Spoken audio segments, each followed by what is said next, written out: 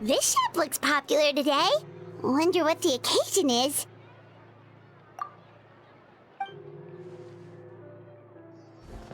Butterfly Dew Cosmetics now on sale. Looks like it. Oh, Sigewinne's here too! Hey there, Sigewinne! Hello there, Traveler and Paimon. I hope you're keeping yourselves fit and healthy. You bet we are! So anyway, what are you doing here, Sigewinne? The Duke insists I take regular vacations in the Court of Fontaine. This one just so happened to coincide with a promotion for a new skincare product, so I came over to take a look. I like to keep up with the latest industry developments when I can, to help me with my magazine articles. Wait, you write? For a magazine? Which one?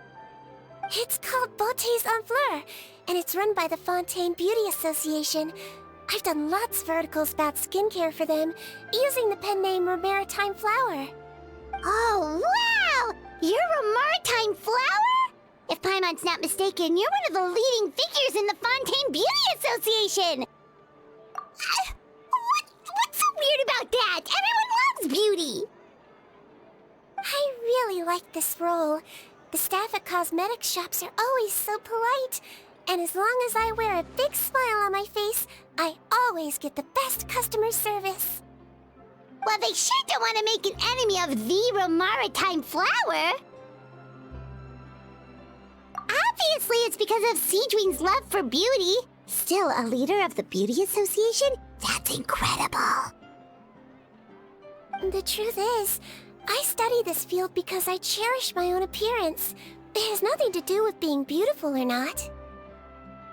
Oh, the words of a master beautician defy comprehension! Oh, wait, you're saying that natural beauty is the highest form of beauty, right? Not really. Actually, Melusine aesthetics are very different from human ones. We don't view humans based on their appearance. If I had to describe our approach, I'd say it's based on cuteness. Oh, really? Yep. Still, I really value my current appearance, and in the process of taking care of it, I've ended up learning quite a lot about skincare and stuff. It turns out, my knowledge and experience is pretty popular with beauty product lovers. It came as a big surprise to me, though. Oh, Paimon gets it now.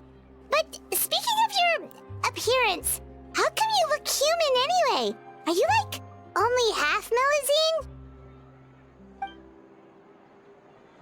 Ooh, wait, sorry. That was probably really offensive, wasn't it? No, I don't mind. I'm not mixed, though. I made a decision to turn myself into this form a very long time ago. If you're interested, I could tell you the story. A shape-shifting story? Oh, heck yeah, of course we're interested! Once upon a time...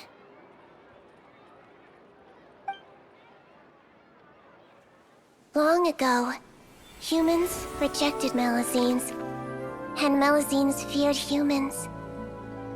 There was one Melusine who became fascinated with human medicine, but no human wanted her help. And there was one girl who liked Melusines, so no humans would make friends with her. So, the Melusine became the girl's friend, and the girl became the Melusine's patient. Your checkup's all done. You're still in perfect health. Thank you, Dr. Melusine. In this game of doctor and patient, a friendship was born. Then, one day, the girl fell ill. The Melusine was the only doctor to arrive on time, but the adults sent her away. Scram! Melusines can't be trusted! So just because I'm not human, I can't save my best friend? In desperation, the Melusine approached the frightening witch. She begged and begged until she got a reply. If you take this potion, concocted of sin. You will gain a human face and grow human limbs. But then, you will lose everything that attracted this friend of yours to you in the first place. Can you accept that? The Melusine did not hesitate for very long.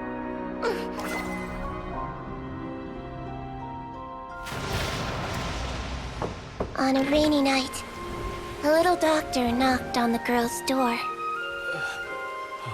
The doctor wore a hood and raincoat, maybe to protect her from the rain, but maybe also to hide a secret. The little doctor held the girl's hand and treated her illness, just as she had so many times before.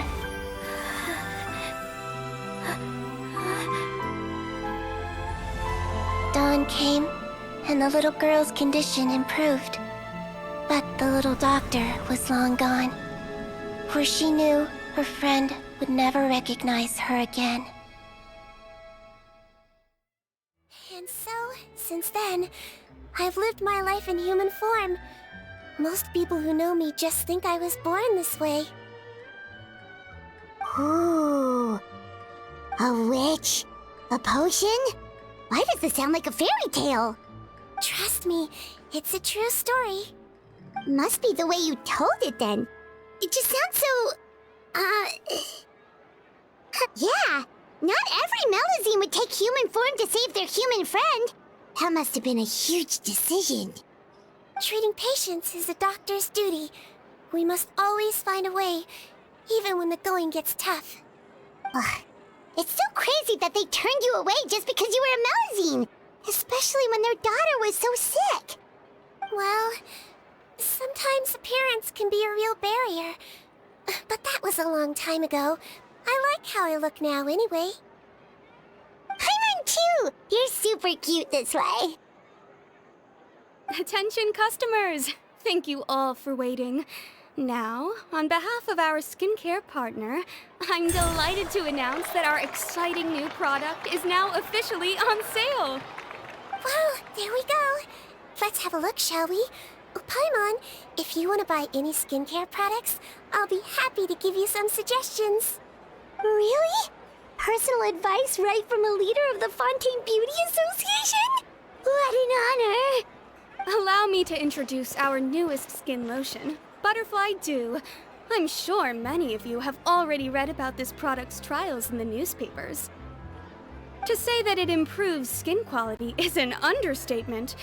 This product gets its name from the way it transforms your skin and makes it glow anew, like a butterfly emerging from its chrysalis and spreading its wings for the first time. We are thrilled to have the inventor of this fantastic product with us here today. Please welcome Mr. Rawat, a researcher from the Fontaine Research Institute.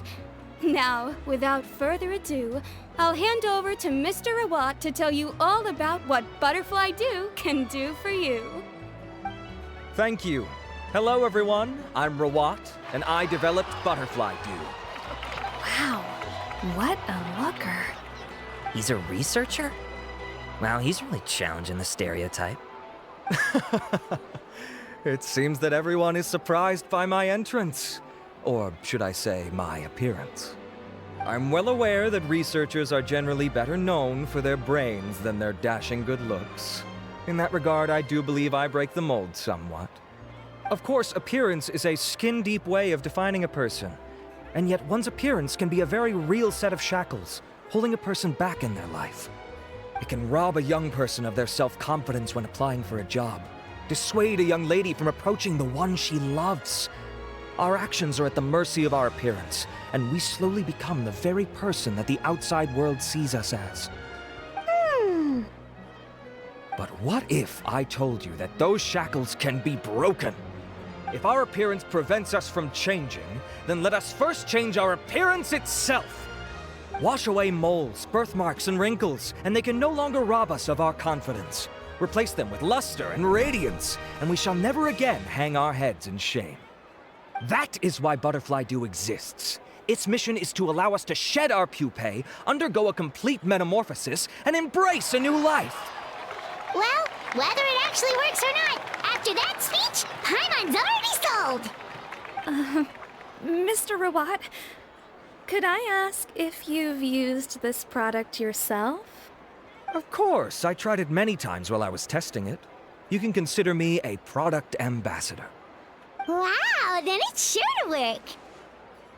Still, I don't expect to convince you just by blowing my own trumpet. So, could I get a volunteer from the audience to try it out? Oh, Paimon volunteers!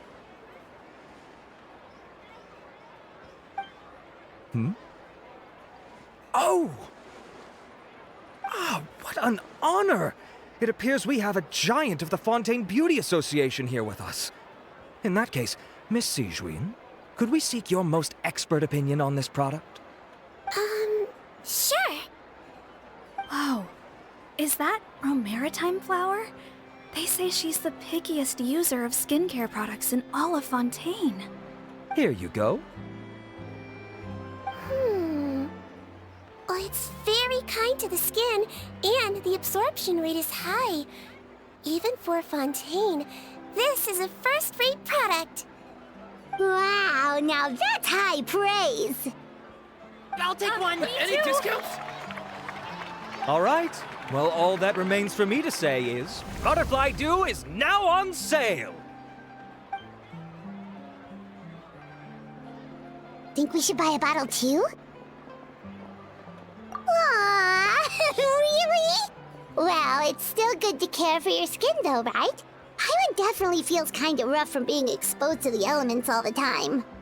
And if you're worried about whether it's the right product for you, well, luckily for us, Sigewinne's here, so we can get an expert consultation.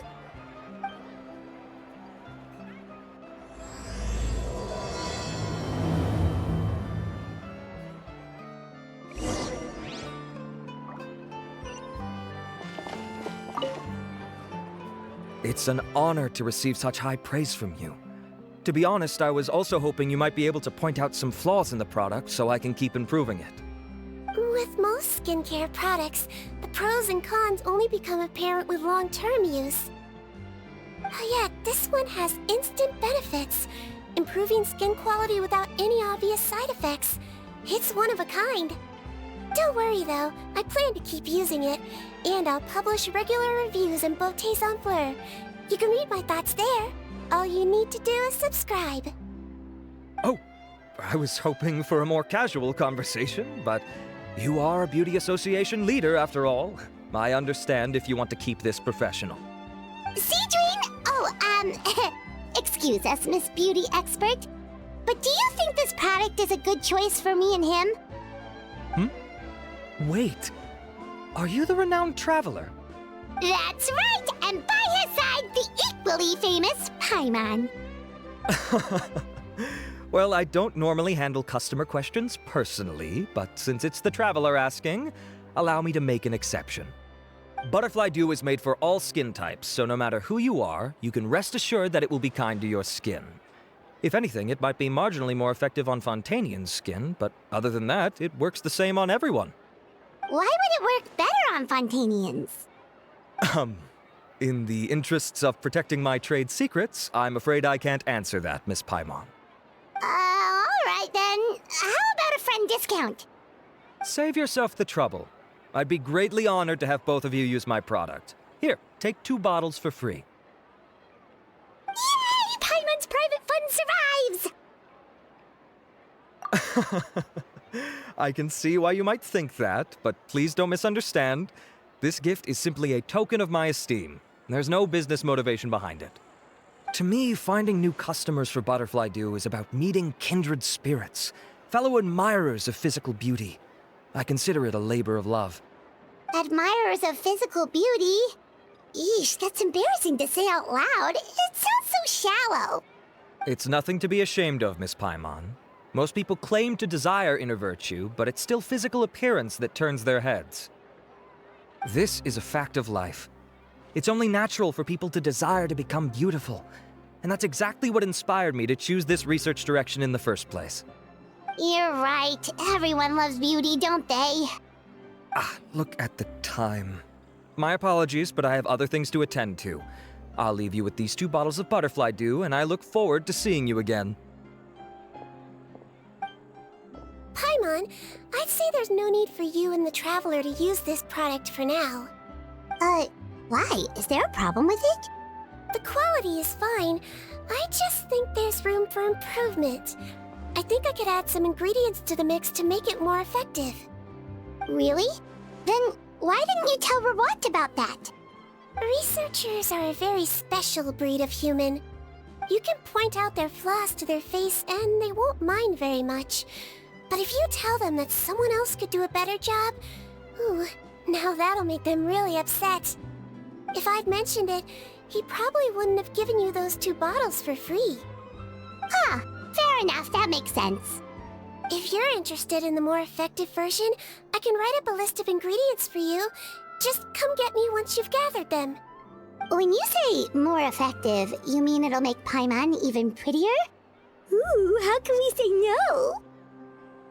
As for me, it's probably time I got back to the Fortress of Meropide.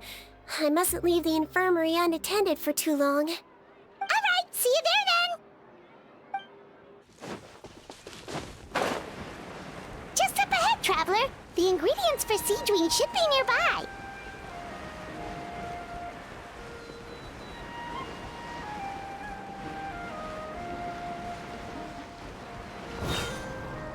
Quiver! There is no escape!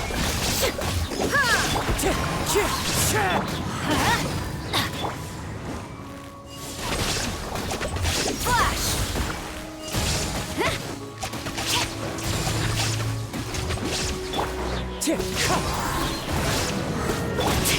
A worthy act. Quiver! Storm the front!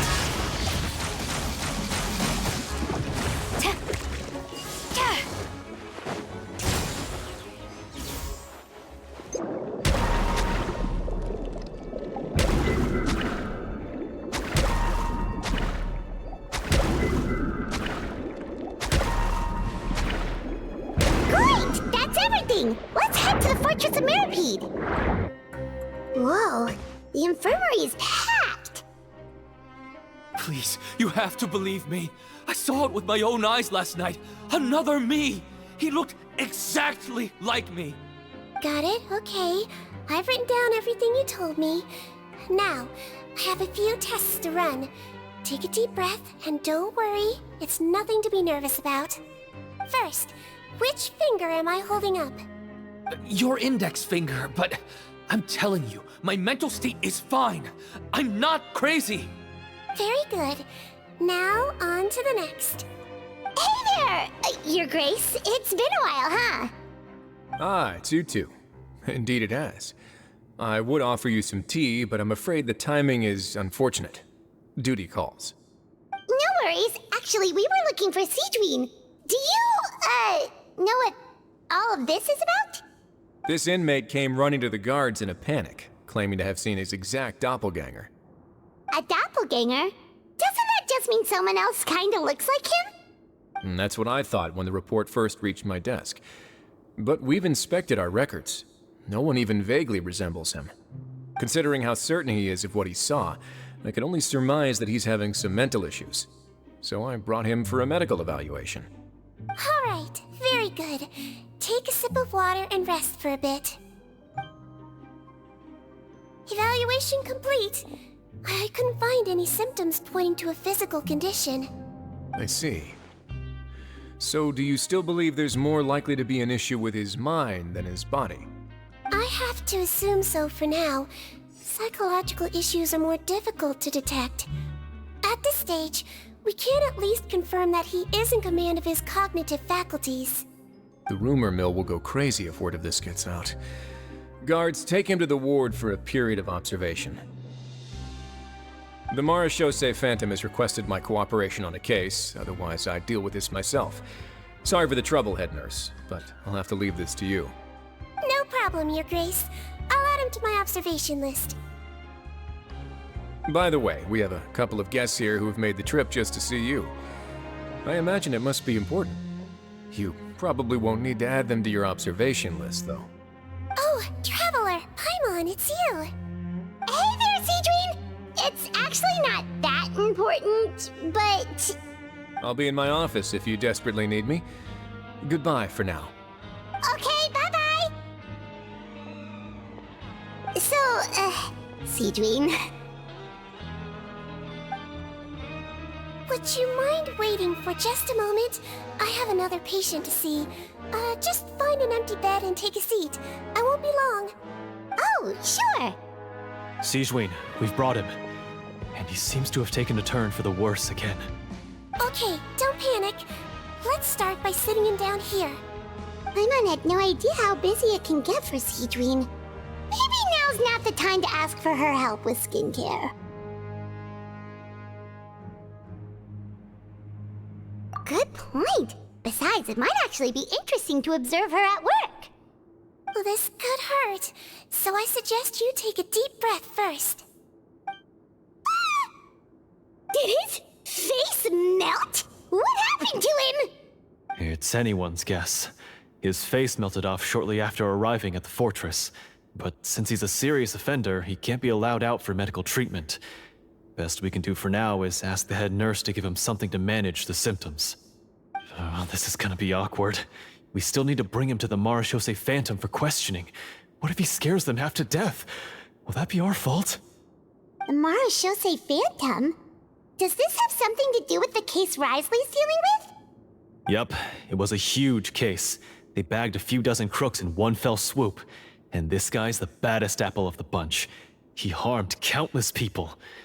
And now, it looks like it's all finally catching up with him. You done gawking? Not yet. I need to check the severity of your ulcers to decide the right dosage. Don't worry. We Melazines have a very different sense of aesthetics from humans. To me, you just look like a little kitty with slightly scruffy fur, but still just as cute. Don't patronize me. Do I look like a kid to you? Just give me the meds and let me out of here. I already missed my cell. Hey, lose the attitude. You dare talk back to our head nurse like that again, your days are numbered. Oh, it's fine. Okay, I'm going to apply the medication now. Tell me if it hurts, alright? Look how nice Sigewinne's being. And he still talks to her like that? What a nasty piece of work. Can I leave now? Wow, not a peep. What a brave little guy. Thank you, Sigewinne. And I apologize for the trouble. So, Traveler, Paimon, did you bring the ingredients? We did, but we don't want to interfere or anything. You're busy saving lives here. Oh, don't be silly. I agreed to it, didn't I? Just hand me the ingredients, and I'll make some time to whip it into the improved version for you. Take a rest here if you want. Or, if you're not tired, I hear they're holding a new pancreation tournament in the administration area. Or alternatively, is there anything we could help you with, Sigewinne? That's right! Let us help you out! It's the least we could do! Good point. Kind-hearted humans start to develop guilt if they accept free help from others. Don't worry. I'll take a look at my schedule. I'm sure I can find something to treat this condition. I gotta warn you, though, it'll be tiring work. So I suggest you take a break first, then come back and see me when you're ready.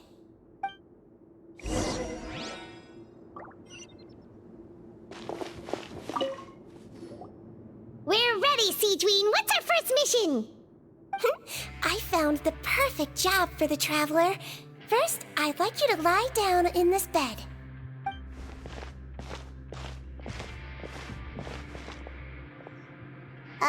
What for? I need you to pretend to be sick. What? Oh, is it that difficult? I thought you did a pretty good job last time. Oh, so you knew. I sure did. He was way more interesting than the usual malingering inmates, and you played along very well, Paimon. I observed you two for quite a while after that. Well, this is awkward. But why do you need us to do it again now? No time to explain. My next patient will be here any second. Please just do as I say. You can, Pretend like you've got a nasty headache, and throw in some dry heaving for good measure. Okay.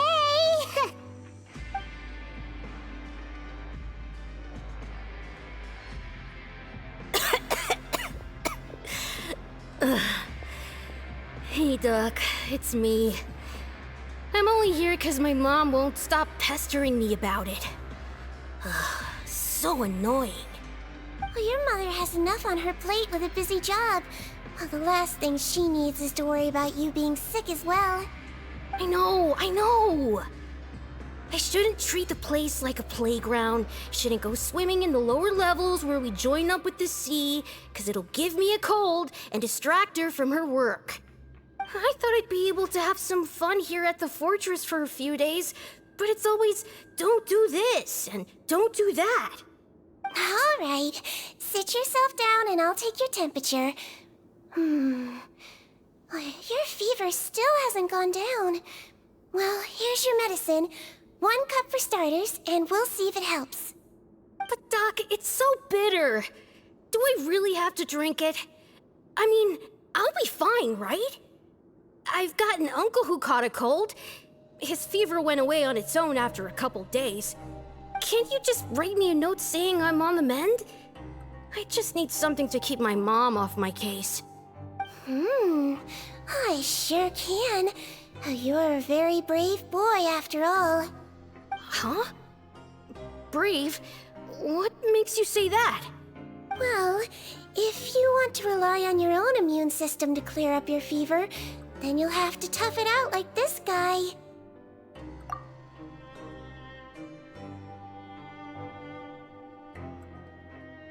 Hang in there, traveler. Are you gonna puke? Paimon can get you a paper bag. Huh? As long as you're tough enough to get through the nausea and dizziness caused by the high fever, you'll be right as rain after just a few days' rest. And if I'm not tough enough? Hey! Wake up! Wake up! Put it this way. At least you'll never have to see the doctor again, right? I think maybe I'll take that medicine after all, if that's okay. Oh, of course. Here, it's still warm. It's so bitter. All done. Great job, you two. That kid really doesn't know what's good for him. His mother's a guard here. She's been working back-to-back shifts lately, but unfortunately his father's away on a business trip right now. She had no choice but to bring her son here for the time being. He was quite happy at first. He seemed to think that the Fortress of Meripede would be all fun and games. So you made us put on that act just to scare a kid into taking his medicine? That's a pretty sneaky trick. Seems like there's a whole side to Sigewinne we never knew about. It's a technique I learned from my teacher. Oh, you had a teacher? Was she a Melazine doctor too? She was human. She passed away a long time ago. Oh, sorry. No, it's fine. I really liked my teacher, so it's always nice when I get to talk about her with other people. She was a traveling doctor, and since she didn't have a clinic, she'd go out and visit her patients wherever they were. Dealing with the badly behaved ones was her specialty.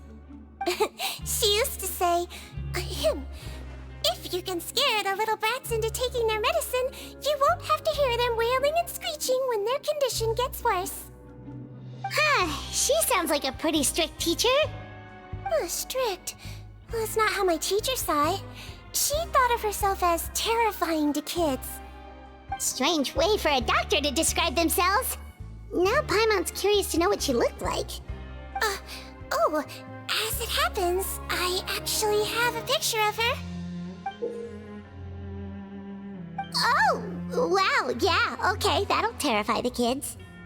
Yep. All the children she treated thought she was a witch. Why does it almost sound like you're envious of her? Oh, because I am. If she was here, all the children would take their medicine without any need for tricks. A doctor who looks like a witch. True, they wouldn't dare try anything funny with her around. Oh, me, on the other hand, it's hopeless. Children aren't afraid of me at all. That's actually a good thing, you know? Oh, my next patient should be arriving now. Would you mind lending me a hand again? Sure thing! On to the next mission!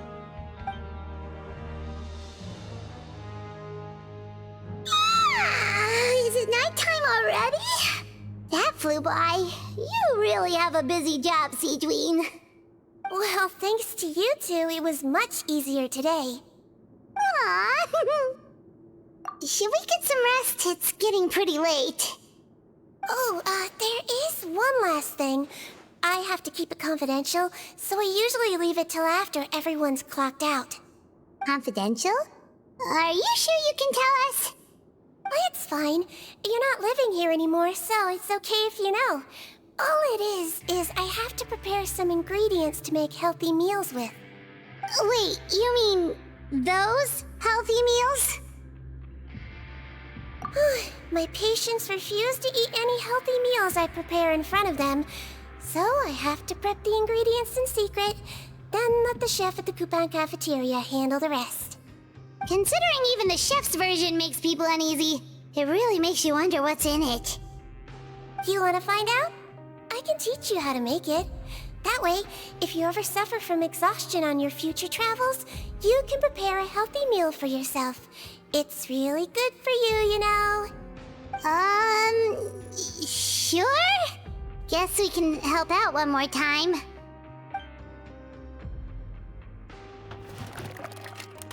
The ingredients are ready. Now, put them on the table and add them in the order I tell you. First, we add this special slime condensate, stir it thoroughly, then pour it in. Oh, see that? It adds elasticity. It looks just like tasty jelly, doesn't it? Yeah, it really does. Until you remember it's slime condensate. Next up, xenochromatic crystals. You want to crush them up into a fine powder, like powdered sugar. Wait, are those from Fontimer Aberrants? Are you sure they're edible?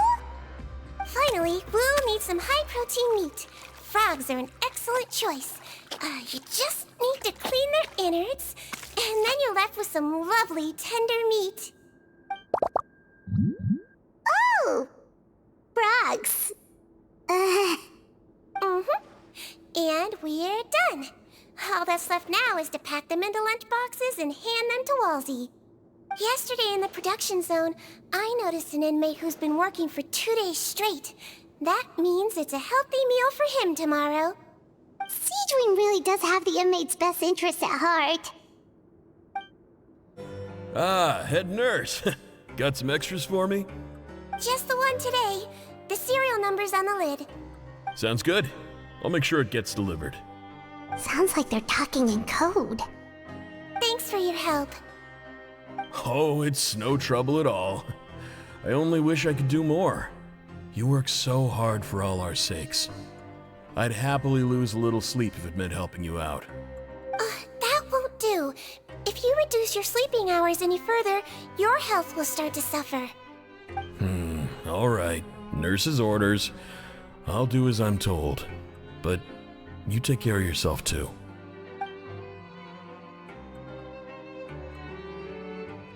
Well, I'm done with work for today. Thanks for helping out, you two. Seems like the guards and staff here have a lot of respect for you, Sigewinne. In just one day of helping you with your work, it feels like we've done a lot for the fortress. Head nurse, please, wait. I'm sorry to disturb you this late at night, but I think you'll agree. This is urgent. Okay, just relax and catch your breath. What's the matter? The guard at the observation ward, Odilon, he told me to pass on a message to you. One of the inmates there, the guy suffering from possible hallucinations, well, he seems to have made a sudden recovery, and now he wants to apply for permission to leave the ward. Huh? Already? You were right to tell me. I'll have to examine him and make sure he's well before we discharge him. Looks like we've got one job as medical assistants left. We'll come with you.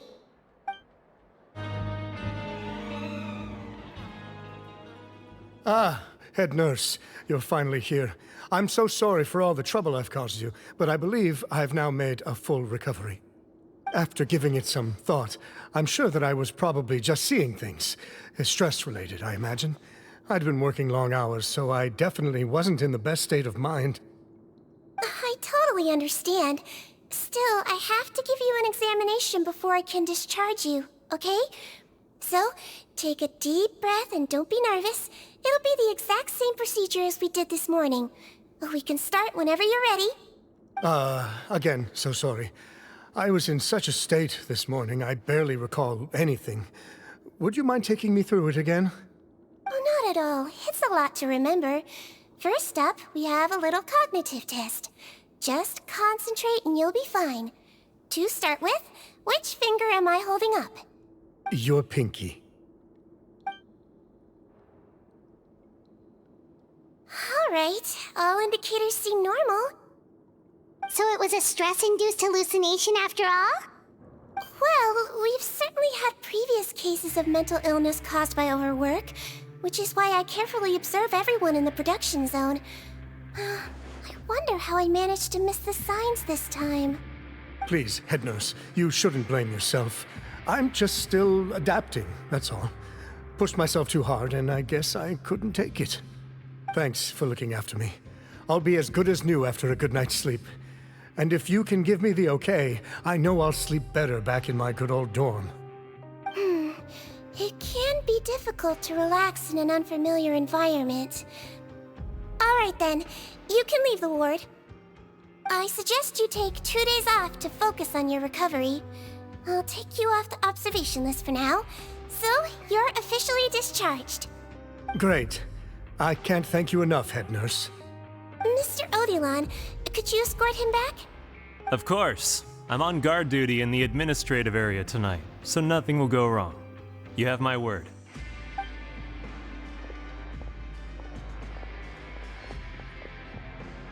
Guess you're finally done for the day now, huh? Yep. But I still haven't gotten around to making that improved lotion for you yet. Oh, no rush! Seriously, it's super late now. You should go get some rest too. Well, tomorrow it is then. Good night, Traveler. Good night, Paimon. Hope you sleep well. Oh, don't you worry! We will! After a productive day of work, we're both gonna sleep like a log. Yeah, sleep tight, Sigewinne. See you tomorrow! Paimon really did sleep like a log. Let's go find Sigewinne. Whoa! How is the infirmary even busier than yesterday? Good morning, Traveler and Paimon. I have a few people here for a checkup, so you might need to wait for a while. No problem. Anything we can do to help? There's a bit of a complicated situation here. I'm still getting to the bottom of it myself. You have to believe me. I'm telling the truth. You're in a medical facility. Keep it down. Please, listen to me. I'm not Gascon. I'm Uy.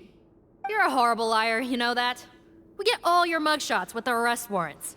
It's clear as day that you're Gascon. You mean because of the way I look? I don't know what happened. I just woke up like this. Then you guys dragged me in here for an interrogation. I brought you here to figure out what's going on. If you truly are the victim of an injustice, yelling isn't going to achieve anything. At most, it'll delay your vindication. All right. I get it. This is nuts. Yesterday's interrogations went fine, and now this. Morning, Your Grace. What's going on? Remember the case I mentioned yesterday? The one brought to me by the Marechaussee Phantom? Well, we've been questioning the inmates involved this morning. Every single one of them is claiming mistaken identity. Huh. That's even weirder than what that guy was saying yesterday.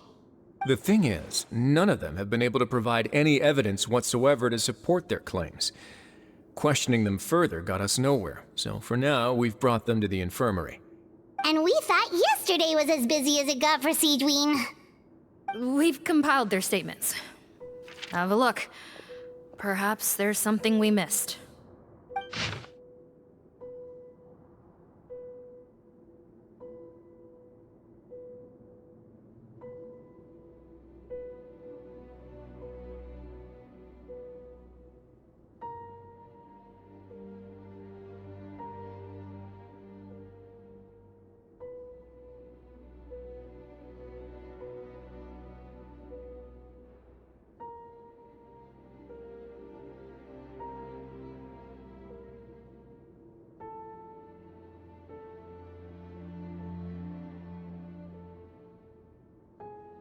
Wait. Release? Interesting. The inmates they spoke of in their statements appear to all be due for release today. I noticed that too. If that's their plan, they're underestimating us a little. Every serious offender claims that there's someone else who just so happens to be due for release today. And they're expecting us to go along with that. All the more reason to be cautious. Lumberzar, check the release list for today and make sure no one gets processed. We're gonna need an excuse, though. Just say we're out of forms, and that we're furiously printing more as we speak. I'm on it. It's conceivable that our group of serious offenders somehow found a way to switch places with inmates who are about to be released, so they can walk out right under our noses.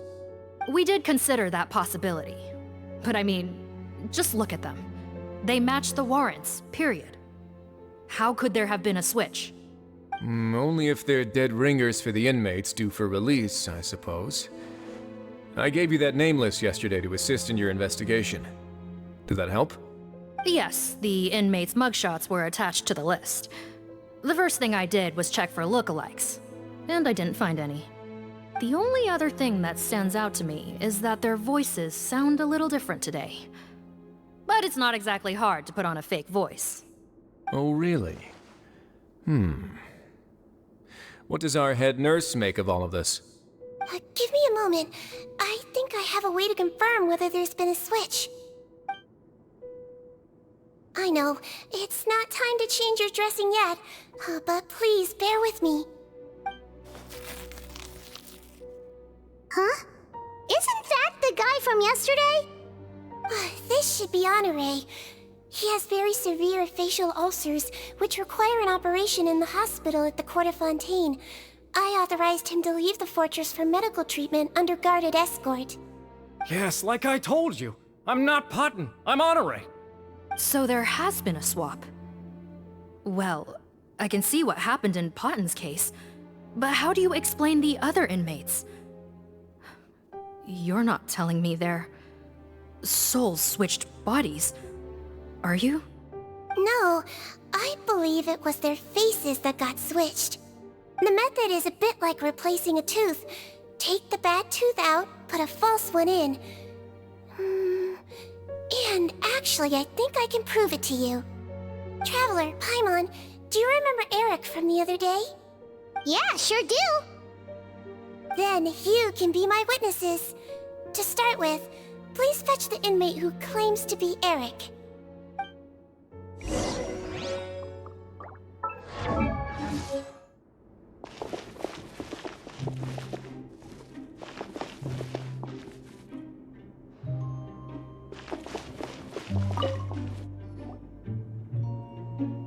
So, you're Eric? Yes, head nurse. It's me. You do believe me, right? I need to do another examination on you. Same procedure as yesterday. All right. It's the cognition test first, right? So I need to concentrate. Now, try to recall if you can. The last time we did this test, which finger did I hold up? I believe it was your index finger. But that means... Huh? So basically, last night, the Eric who said he saw another him suddenly recovered and applied to leave the observation ward. Sigewinne did another test before letting him leave, but that time, she held up her pinky finger. Huh? I don't know about any tests last night. There was nothing to do in the observation ward, so I went straight to bed. Then I somehow woke up in a high-security cell. Well, in that case, there is a reasonable explanation for the strange events of the past 2 days. So, what exactly happened?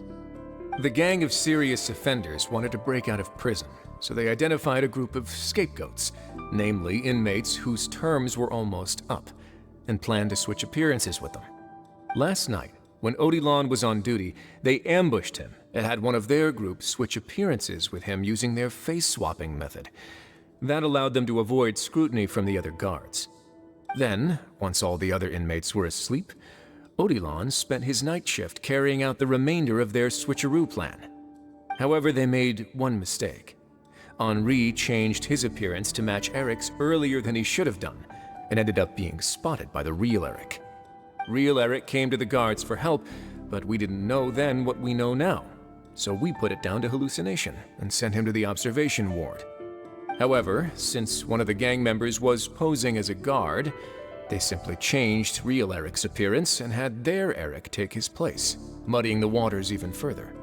Right, because I put Eric on the observation list by then, and no inmates on that list can be processed for departure until I've discharged them. Hence why the imposters had to pull that little stunt to get fake Eric off the list. Yeah, it all makes sense now! The Duke cracked the case! Well, I can't fault the reasoning. But I'm afraid that we ruled out the possibility of face switching very early on in this process. Criminals altering their facial appearance to commit crimes is nothing new. In fact, one of the explicit duties of the Melusines in the Marechaussee Phantom is to identify criminals in disguise. We carefully examined all the suspects, and there is no evidence that any means of disguise were used in this case. Huh. Well then, how do we explain all this? So far, it seems more likely that the gang stole documentation belonging to the inmates due for release, and are using that to commit identity fraud. Actually, there is a potion that can completely change someone's appearance. If they use that, even a Melusine wouldn't be able to detect it. A shape-shifting potion? Forgive me, head nurse, but this is the first time I'm hearing about it. If such a potion truly existed, it would jeopardize our entire investigative process at the Marechaussee Phantom. Are you certain of this? Yes, I am. But... Please, trust me in my professional opinion as an experienced clinician. At the same time, without any solid evidence, it's pure speculation. If we can round up all the inmates suspected of switching places, then have a little talk with both sides, we might just get our answer. Yep, let's do that. Okay. Well, it was our negligence that meant we had to come and conduct these post-internment interrogations. And I know it's put you out. We'll do it your way. Your Grace, bad news. I paused the releases like you asked, but we were too late. A bunch of people already got processed 2 hours ago. I checked the list, and sure enough, it's all the people who gave statements. 2 hours ago? That's before today's interrogations began. They had this all planned out. So there really was a switch after all. They really pulled the wool over our eyes on this one. We should be able to catch up with them if we leave now, right? Not if that potion is real. They can just switch faces again after leaving the fortress. And if the Marechaussee's Melusines can't even spot them, we wouldn't know where to start searching. Yikes! So we're at a complete dead end!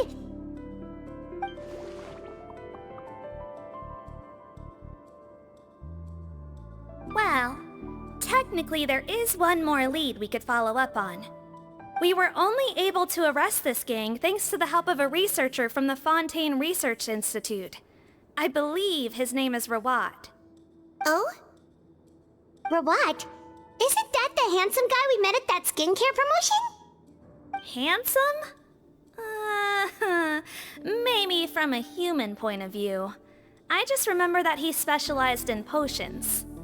One of the crimes this gang is charged with is the manufacture and sale of illicit drugs. According to Mr. Rawat, they appear to have stolen technology he developed through his research and used it in their operation. At first, he thought it was a typical case of intellectual property infringement, and he tried to negotiate with them. But once he discovered their criminal operation, he reported them to the authorities. Thanks to his report, we were able to swoop in and arrest them all in one go. What a hero! Bet that took courage on his part. No doubt. This is worth following up on. As the one who snitched on them, it's highly likely that Rawat will be targeted by the escapees. That aside, since he's negotiated with them in person before, there's a chance he'll have some additional information for us. Understood, Your Grace. My team and I will head to the Fontaine Research Institute right away. In the meantime, please keep an eye on the face switch victims for us. Of course. Miss Morgan, I'd like to come along and help you catch these criminals. Huh? Why's that? Well, I'm the one who discharged the fake Eric last night, so I feel partly responsible. Don't say that, head nurse. Your focus was on the inmates' health, and rightly so. We can't ask you to help with arresting criminals. That's our duty. I also have a more personal reason. Potton is a patient of mine, and if I don't get a new batch of medicine to him in time, his condition will get much worse. Look, head nurse, I completely understand where you're coming from. But arresting criminals is dangerous business. And if anything happened to you, none of us can afford to take on that responsibility. Don't worry, I can defend myself just fine. You say that, but still. If I may, Miss Morgan, Sigewinne is the one who raised the potion hypothesis, and I'm sure she has far more expertise on the topic than your team. My suggestion would be to bring her with you. And if you really are worried for her safety, then... Ah, there you go, right on cue. Knew I could count on you. Okay. Well, since this plan has the Duke's blessing, far be it from me to refuse. We should head off immediately. Time is of the essence. Greetings. Sorry to impose, but I'm afraid we're here on urgent business, and we're gonna need you to cooperate. The Marsh is a phantom. Let me guess, you're investigating some more legal research? Not this time, no. We're looking for a researcher. Do you know where we might find Mr. Rawat? Rawat. Oh yeah, Mr. Handsome, right? He actually doesn't work on site here very often. There's a handful of researchers in the nearby area who know him pretty well, though. You can see what they know. Just a handful? Paimon figured he'd be the most popular guy around. Well, I guess you could say he's popular, at least on a superficial level. He's blessed with good looks, so he tends to make a good first impression on people. But in all his time here at the Fontaine Research Institute, I don't think he's ever had a single deep conversation about his research with his peers. That's no way to make real friends around here.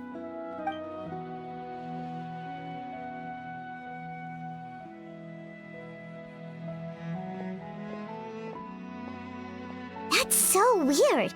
He definitely didn't come across like a recluse at that product promotion. I don't find that weird at all. He definitely didn't strike me as the kind of guy who's, good at making friends. Really? Paimon couldn't tell. Must be a Melusine perception thing. Okay, we should talk with his acquaintances. But we also need to check the Research Institute for any clues. Let's split up. It'll save us some time. Sure thing. We'll go ask around among the other researchers with Sigewinne. Paimon's suddenly kinda curious to know what everyone really thinks of him. Excuse us, are you Audrey? That's me. What is it? Are you close friends with Rawat? We're trying to find out where he is. Close friends? You mean because I told him I had feelings for him once? I doubt I'm the first or last at the Institute to make that mistake. Why would you single me out as a close friend? I should have known, really. Men like him, they just enjoy being surrounded by fawning women. They're not interested in a serious relationship. Okay. We were just kind of wondering if you might know where we can find him. Why would I know where he's at? I barely know him, and he probably doesn't even remember me. Ugh, this is getting annoying. Shall we go ask someone else?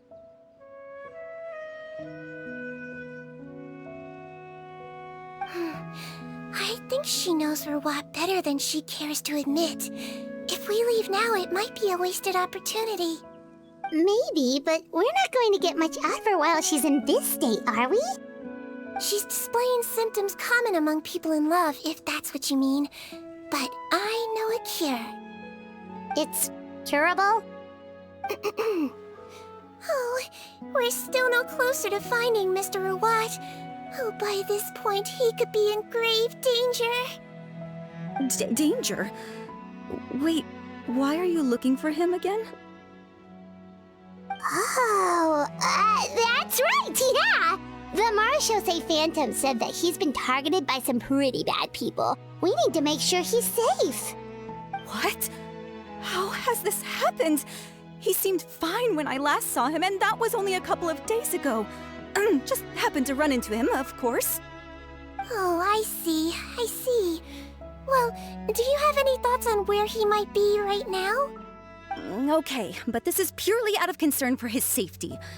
If he's not at the Institute, he might be at his mother's place. I heard she raised him alone, that they had it pretty tough financially, and these days she's housebound due to illness. He makes regular trips back home to check on her. Oh, okay. Do you know the address? Nope, sorry. I only found out the thing about his mother because it came up in conversation once. I was just trying to find out more about him, so I could get to know him better. When I told him I had a crush on him, I offered to help him take care of his mother. And yeah, maybe that was a stupid idea, but did he really have to yell at me for it? It's like, fine, I can take no for an answer, but what's with the temper tantrum? Unbelievable. These guys only want to show you their charming, well-groomed exterior. They can't stand it when a few home truths shine through. Looks like her love syndrome is flaring up again.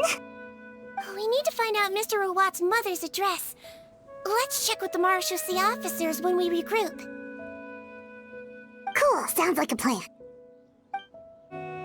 Hey there, are you in Teep? What do you want? We're here to ask about Rawat. Any idea where he might be? We were told you were pretty close with him. Close? Not sure that's the word I'd use. He wouldn't even let me use his patent. Huh? It's been a good few days since I last saw him. I don't know where he's at. Go ask someone else. Would the patent in question happen to be related to the new skincare product he developed? Yeah, kinda. Butterfly dew, or whatever he calls it. I heard he made a tidy sum off of that one. Okay, now we're getting somewhere. Keep going. Most of the other researchers here focus on mechanics, energy, stuff like that. I get why he wouldn't be interested in having anything to do with them. But I'm studying coatings. There's a huge overlap in our areas of research. Why would he refuse to work with me? I bought his product once and noticed it contains a unique substance that might have applications in coatings too. If it worked out, I could probably make as much as he's making. Don't get me wrong, I had no intention of plagiarizing his work. I was hoping to get official permission to use his findings in my own research. Followed the proper procedure. It was all above board. I would have had to pay him a license fee and everything. But despite that, he turned me down not once, not twice, but 3 times. It's like he's vehemently opposed to the idea of anyone else making the kind of money he does. Huh, so is Rawat antisocial, or is this guy just jealous? Well, it doesn't look like we're gonna get any info about Rawat's whereabouts from him. Let's go. Wait, 1 second. Mr. Antibes, next time you go shopping, you should buy some Buell fruits. Peel the skin, steep in water, then drink. It'll help calm your mood. Huh? Yeah. Thanks. Sorry to bother you, sir, but are you Bertram? Who's asking? Just some concerned citizens helping out the Marechaussee Phantom with an investigation. We'd like to ask you about Rawat's whereabouts, if that's okay. We're told the two of you are pretty close. Not anymore, we're not. Turns out we don't see eye to eye. Oh yeah? What happened? The thing about us researchers is, most of us do what we do for some sort of higher purpose. But not Rawat. All he cared about was how to commercialize his findings. He won't even let you work with him unless you sign a confidentiality agreement first. Also, he has better control over who gets which intellectual property rights. How are you supposed to get any meaningful research done working with a guy like that? Now that I've got my own technical solution for my compressor, I don't need to work with him anymore. So that's what Rawat is really like. We'd still like to know where to find him. Is that something you can help us with? Wait, you're... Yeah, I know you. You're the head nurse at the Fortress of Meropide. Alright, then I'm happy to help you if I can. I respect the work you do. Medicine serves the highest purpose of all the sciences. Wow, turns out Sigewinne's got some real clout. Thing is, I have no real way of knowing where he might be. I stopped working with him 2 months ago, and I've barely seen him since. But if you want my advice, I'd say go talk to the peddlers. There's a few he meets with every other day or so. Maybe they know where he's at. Peddlers? Yeah, back when I was working with him, I noticed he met with them quite often. Wouldn't surprise me if they were involved in some shady business together, because it seemed like they went out of their way to avoid discussing anything in my presence.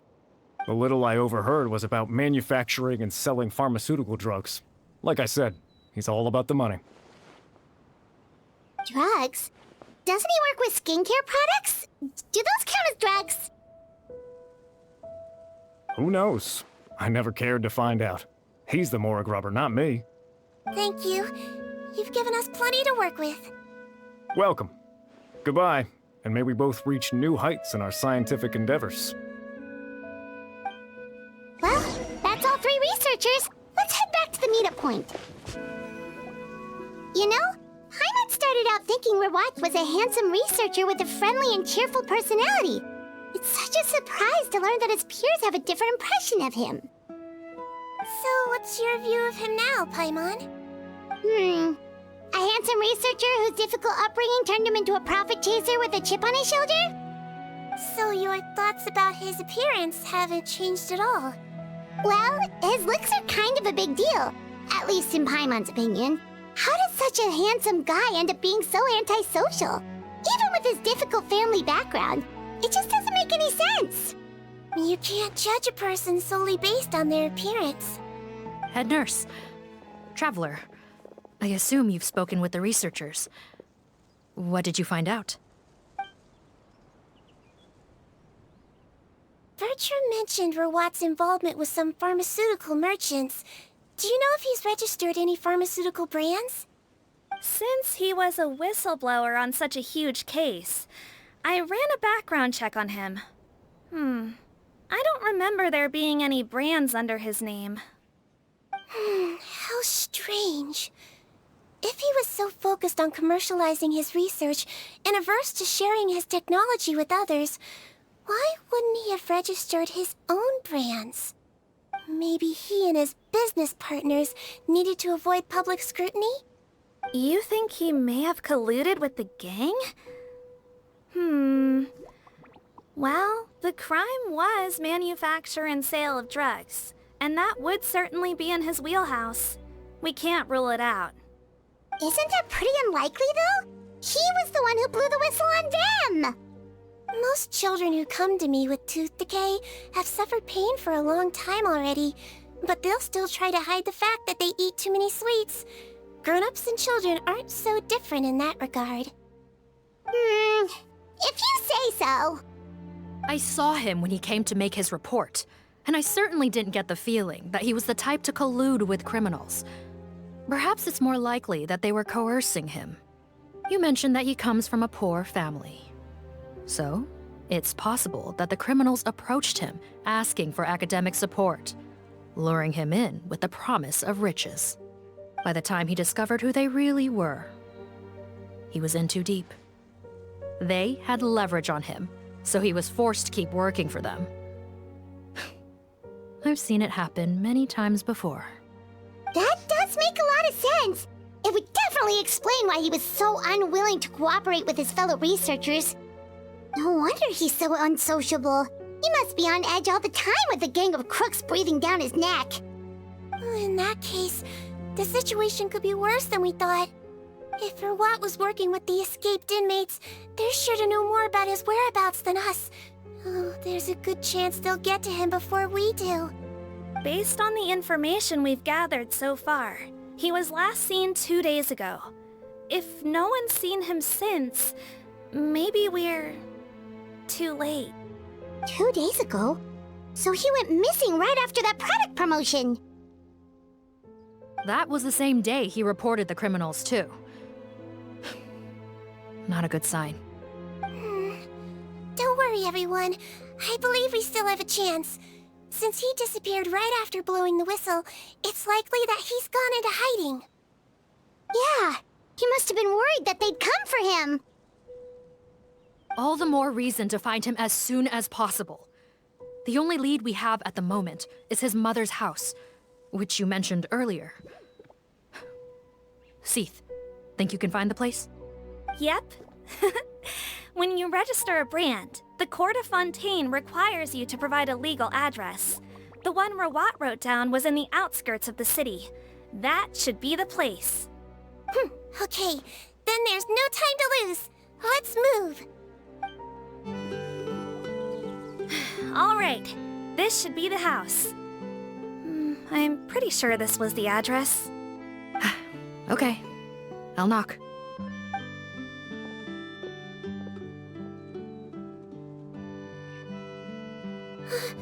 Sounds like whoever's inside has restricted mobility. Oh, it seems serious. What's the fastest way to get this door open? Break the door down? No, I'll handle it. Let the expert deal with it. There'll be a mountain of paperwork if we damage a citizen's property.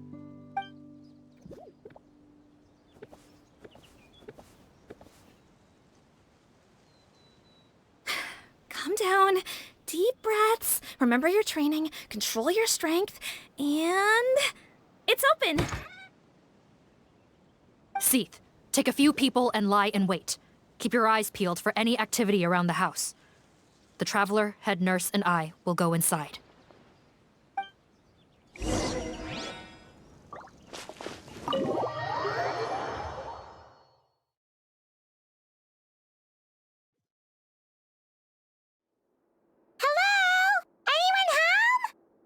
Oh, there.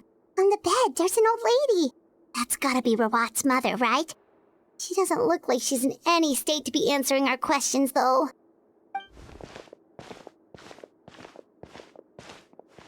We could try, but she is very ill. We mustn't force it. Well, doesn't look like Rawat's here. She's the only one we can talk to. Yep. Allow me. Hello, ma'am. Might I ask if you're Rawat's mother? We are trying to locate him.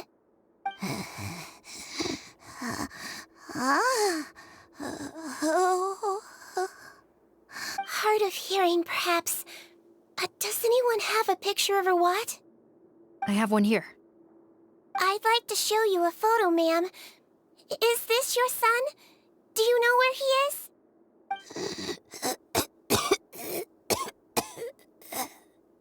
Looks like this isn't gonna work after all. Well, looks like we're out of leads. If Rawat's not here, things are looking very bad for him. Is it possible he could have avoided returning here because he knew he'd be in danger? Maybe. But if so, where do we look next? Maybe we should take another look at the Institute. Yes, so. I suggest we all return there now. We found a good amount of useful information the first time, but perhaps there's something we missed. This is our last hope. Sorry, officer, but could I stay here for a while? This patient requires some care. Of course. Traveler, stay with the head nurse. You're technically here as her assistant after all. Also, I'd like some Marechaussee members to stay as well, and keep an eye on the area. Why's that? If Rawat knows how serious his mother's condition is, he will return. Got it. Okay. I'll tell the squad members in hiding to stay put and keep a lookout. Thanks for helping me out yet again, Traveler and Paimon. No problem. But when you say her condition is serious, do you mean... Yes. She's barely clinging on to life. Oh. Let me take care of a few things first. Could you pass me the towel over there? Yeah, of course.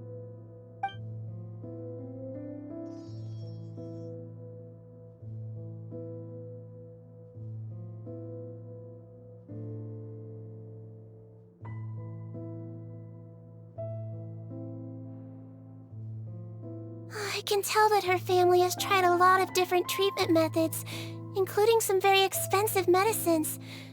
Unfortunately, her condition is so multifaceted that a recovery looks all but impossible. Sigewinne, my mom bets being a nurse must be pretty tough at times like this. Yes, it makes me a little sad. In a Melizine's eyes, a human's birth, aging, sickness, and death are as much a part of natural law as sunrise and sunset. But human medicine can defy that law to some extent. In that sense, it is a science of miracles. That is why I became fascinated with it in the first place.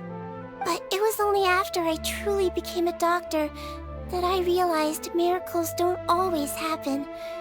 Even the greatest doctors cannot cure all diseases. Sigewinne. Well, don't worry about me, Paimon. A doctor's duty is not to cure all diseases, but to treat whatever ailments they can. At the very least, I can lower her fever. That way she'll suffer less, and she might even be able to see her son. Yeah, all the more reason to find Rawat as soon as possible, even if we don't catch those crooks. Oh, her fever is getting worse. Could I get some hot water? Sure, we're on the case.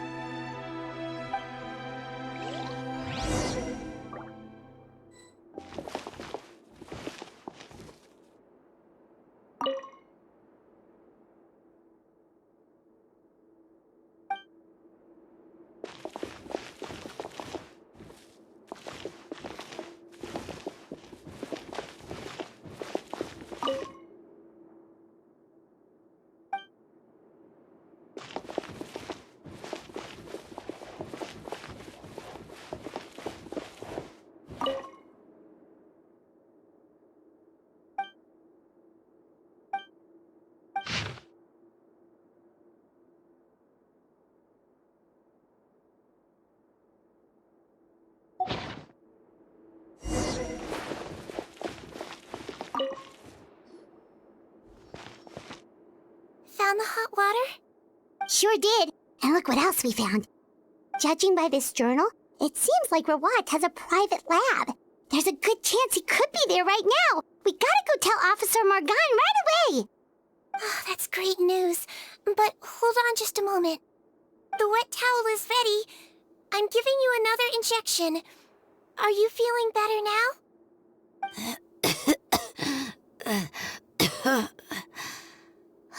It's all right. We'll go bring him back. Please hang in there. Thank you.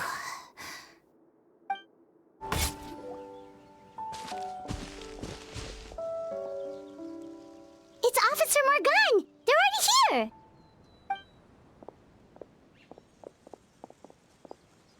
We came as soon as we heard the news. I can't believe we were so careless. The most crucial information of all was hiding right there, in that room. And we missed it. Don't blame yourself. Right now, we need to focus on finding a way in. There's a mechanical door over here! Hopefully the instructions in Rawat's journal will help us open it.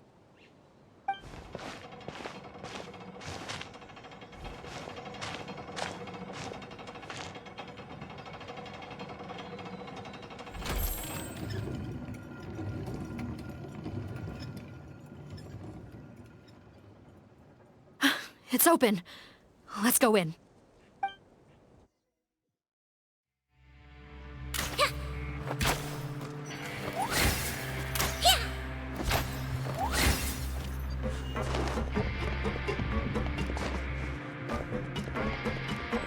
Wibbly wobbly! Don't slip and fall! How did they get in here? Captain, up ahead! Those look like our fugitives! So they found this place too? Don't let any of them escape! Shine down!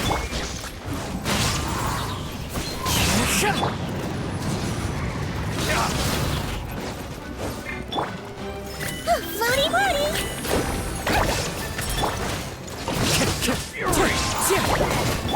Flash! Another test subject. Huh. Freeze! The wind knows me. Picked the wrong test subject. Captain, according to our list, many of the fugitives aren't accounted for. There may be others hiding deeper inside the facility. Ah, so these guys were just the lookout crew. The Marachose Phantom! How did they find this place? Wait, it's that guard from the fortress. That's right, I'm on your side. The Duke sent me. What's the matter? Some sort of mix-up? Mr. Odilon, didn't I tell you a few days ago that you need to stop all field work until you've recovered? Well, you know, gotta help His Grace out. Share the load. Officer Morgan, this man is an imposter. The real Mr. Odilon has no recent health issues. What? But I... Looks like the head nurse was right about the face-swapping method. Arrest them all! DuPont, stay here and keep guard. And watch the exit. If we're not back soon, call for reinforcements. Got it.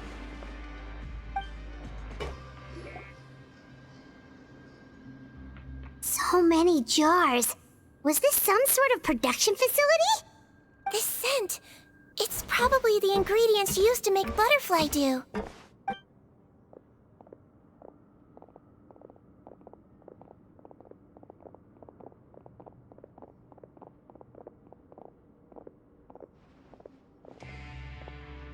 How come they're all empty? Did it sell so well that he ran out of supplies?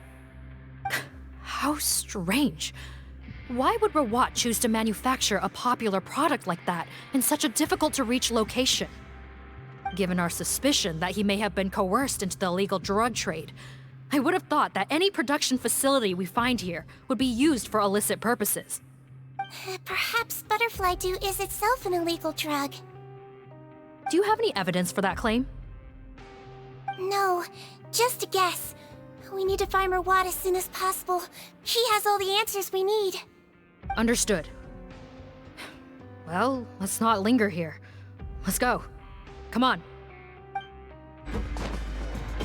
Doesn't look like we're gonna get this door open. Let's find another way around.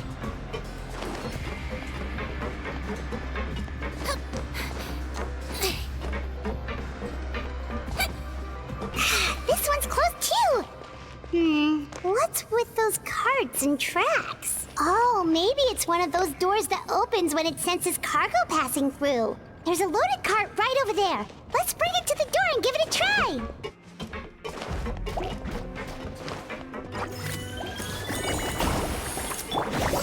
Into the wind.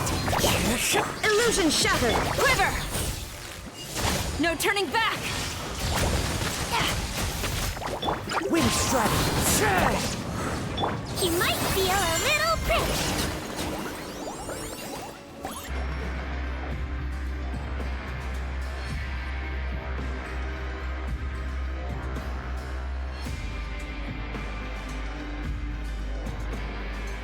This room's much smaller than the others. Judging by the implements on the table, this looks like a potion-making lab. Head nurse! Over here!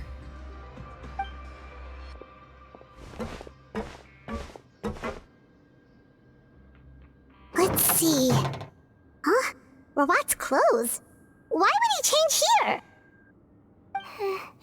Perhaps they stripped him down, left the clothes behind, and disposed of him somewhere else? Yikes, Sigewinne, where did that come from? Oh, what a tragic way to go. Especially with such a bright future ahead of him.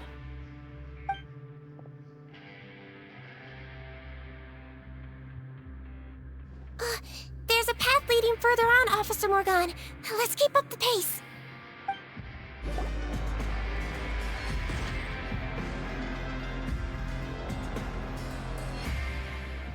Shh! There's a whole bunch of people in there!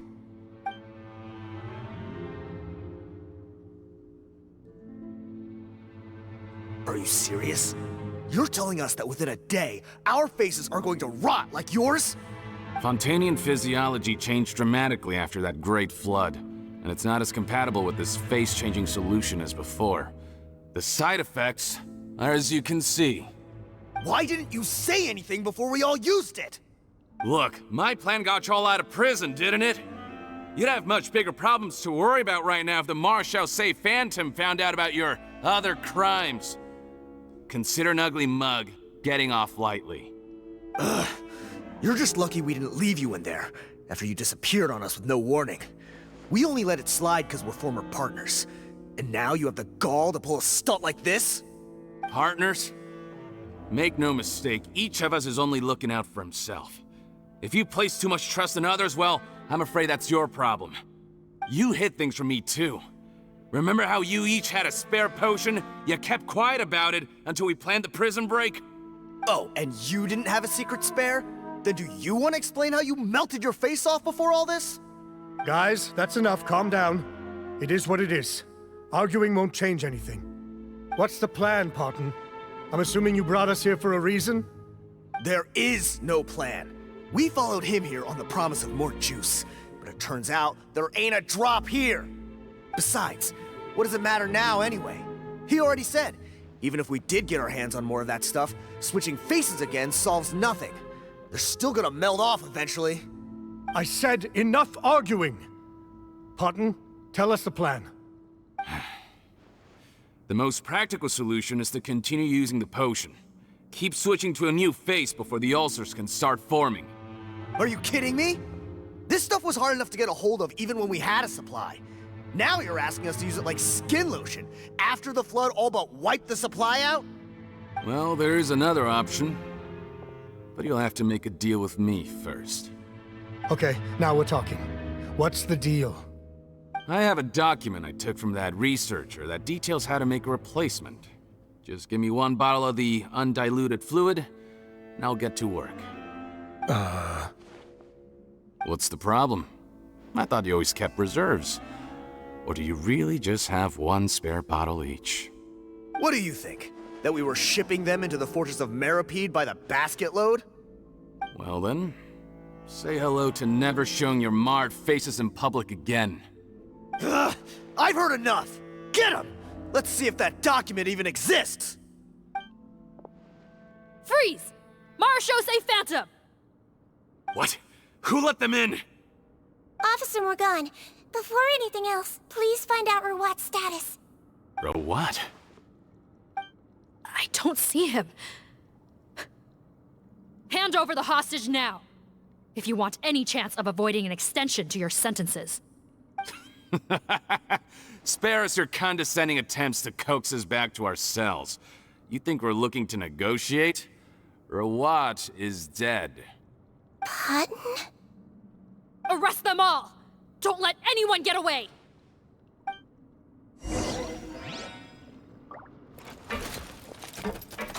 Wibbly wobbly!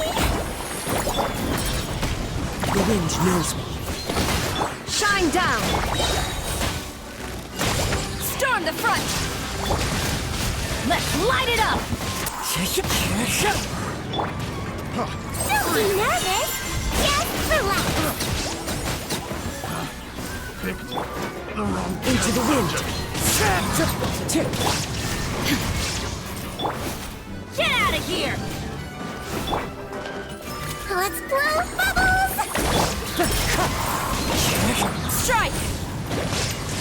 No turning back!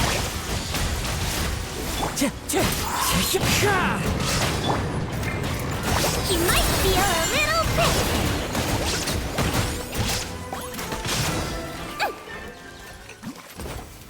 Huh.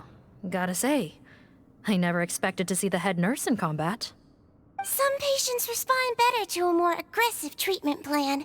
Did we get everyone? Captain, we finished the head count. Potton's missing. Over there! The door's closing!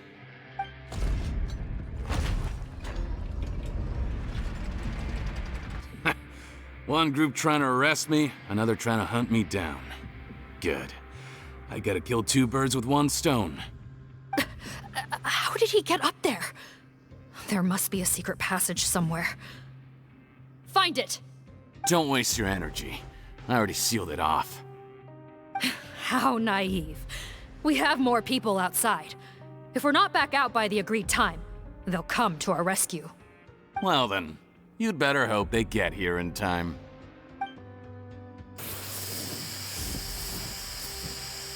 There's some kind of gas leaking from the pipes. Be careful, it's poisonous. This is our distribution center, where we store the product derived from our source solution. We had to use special fire prevention methods to prevent contamination. The pipe network here was designed to emit a gas for firefighting. One little modification later, and it makes an efficient death trap. Why would you do this? Your partners are here too. Oh, please. If they can't supply what I need, they're of no further use to me. Besides, I can't have them exposing my potential whereabouts. He's a maniac! Come on, we gotta find a way to open that door! Go ahead, struggle in vain. Once the last of you croaks, no one will ever find me again. So long! Are you sure you're ready to leave, Potton? You haven't changed your dressing today. You can't cure my face, just give up. And what if I could? Nice try. You're just trying to stall me. Don't you worry about me. I'll find a way to cure my face once I get out of here. Oh, I doubt it. After all, Fontanians can no longer dissolve in primordial seawater. What the... How did you... The key component of the face-changing potion is the fluid left behind by dissolved Fontanians. It might look like ordinary water, but it has some unique elements in it. Before the flood, all Fontanians were oceanids, physiologically speaking. A potion made from that fluid could dissolve and reconstruct the face of a Fontanian in much the same way as hydroidolins change form. Theoretically, it could give someone any appearance they wished. But since the flood, Fontanians have become true humans. They can no longer provide the source material for this potion, nor reap its benefits. Are you saying this potion is made from Fontanians dissolved with primordial seawater? Then their crimes are far worse than I thought. How could you know all of this? No, wait. Of course! Well, well. So that's why you have a human appearance. It also means that I have a formula you're unaware of. The air's getting thicker. It's getting hard to breathe.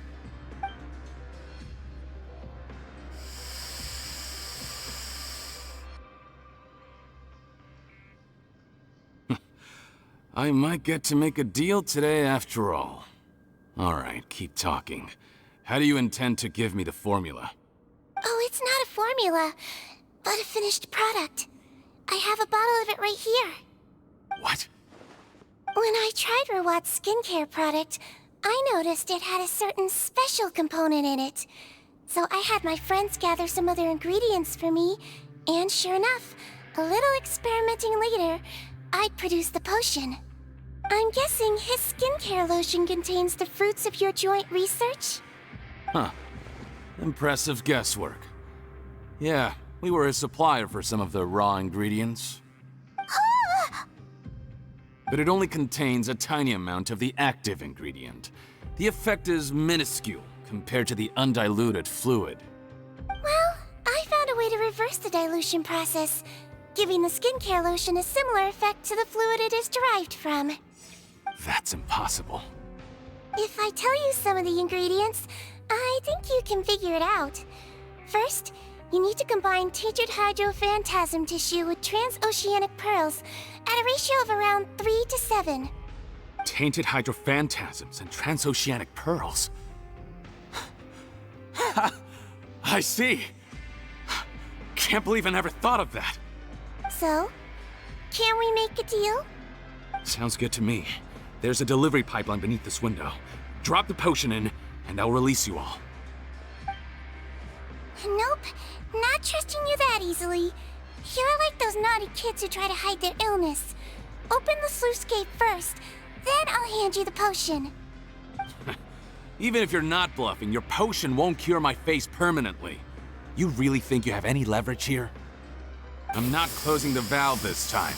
Clock's ticking. Fine, then I'll just stand here with the potion in my hand.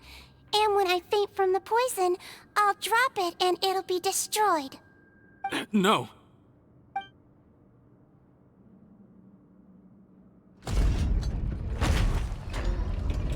It's open! Disable that sluice gate! Jam it! Don't let it close again! That's more like it. In that case, a promise is a promise. Head nurse, there's too much poison gas in here. We have to leave, now!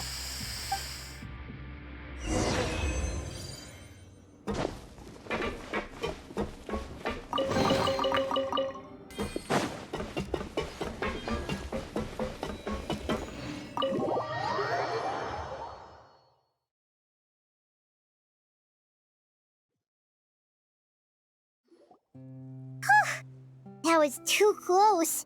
That button is a real nasty piece of work. Oh, don't be too quick to sit down. Moving around a little will help relieve the soreness. Same goes for you, Traveler. Oh, but Paimon, you should be fine, right? Flying fast is pretty tiring too, actually. Anyway, that's not important right now. Paimon's still shocked to learn that there's a whole criminal operation going on behind that skincare lotion. Shame I ended up giving the improved version to Potten after finally making it for you. I'll make you some more, I promise. No, please don't. Paimon doesn't want to use that stuff anymore. Still, it was a pretty good job that Paimon wanted to buy some in the first place, huh? It ended up saving everyone's lives. That's gotta count for something. Yeah, Paimon was just kidding. Head nurse, I've done a final head count of our team and the criminals. Everyone's here and doing fine. We're ready to escort the fugitives back to the fortress of Meripede. It's a shame that we didn't find Rawat. At this point, I'm afraid he's probably deceased. What a horrible bunch. Especially that Potten guy. If he hadn't made good on that deal, we'd all be dead because of him. No, we wouldn't. I always keep a whole bunch of antidotes on me for emergencies, and one of them neutralizes that poison gas. We'd have been fine, even if you hadn't opened the gate. What? Then why did you give him the potion? If this is true, I must concur. Sorry to be blunt, but I think you made a bad decision by handing him that bottle. If he changes his appearance and flees Fontaine, it's unlikely that we'll ever find him. No matter how cooperative his accomplices are when we question them. No, you don't understand. I gave him the potion precisely so we could be sure where he'll go next. What do you mean? We gotta hurry.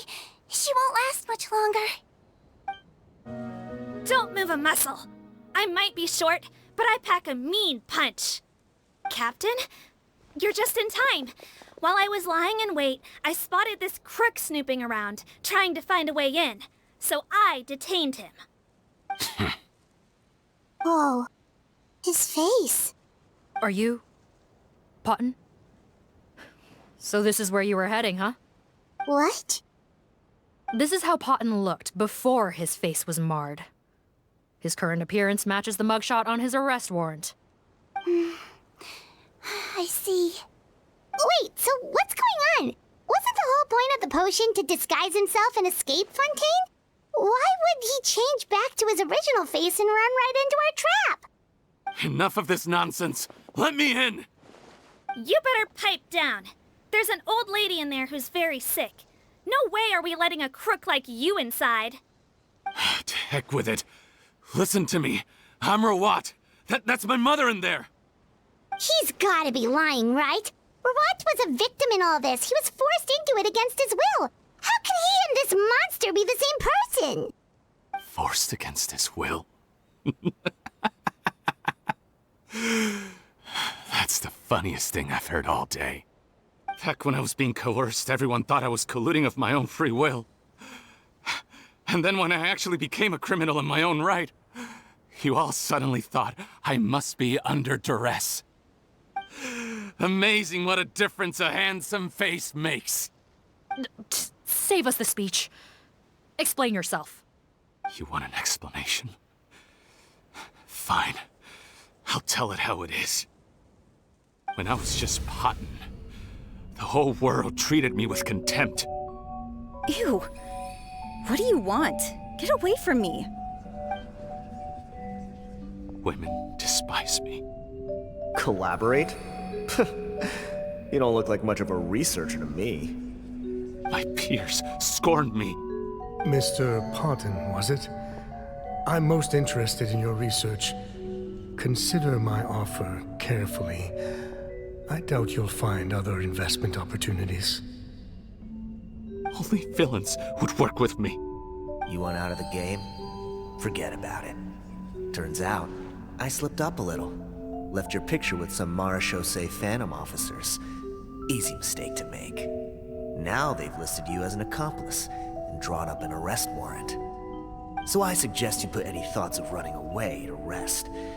If you get caught by the guards for being in the synth business, you ain't ever seeing the light of day again.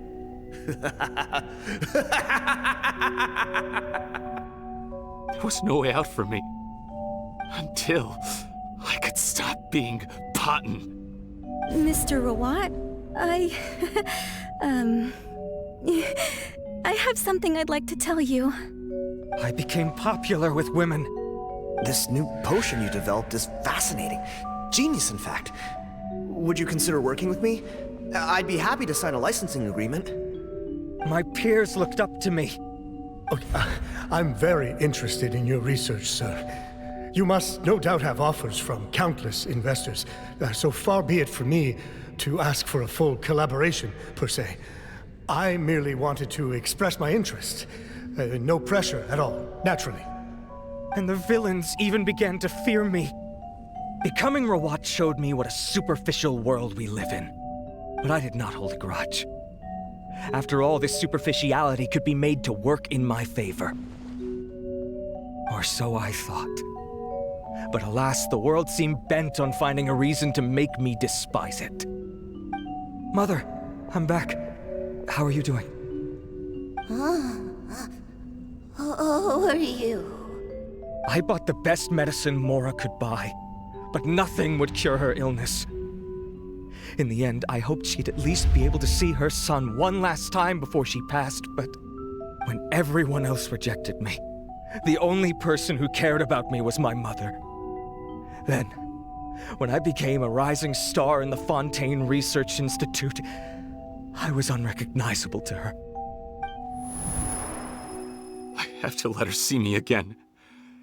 Even if it means donning my own wretched, ugly face. Well, is that enough explaining for you? Now do you understand? Let me inside already! Have you ever considered if you'll even be able to look your mother in the eyes after what you've done? You found a way to completely change your identity. You could easily have escaped from them.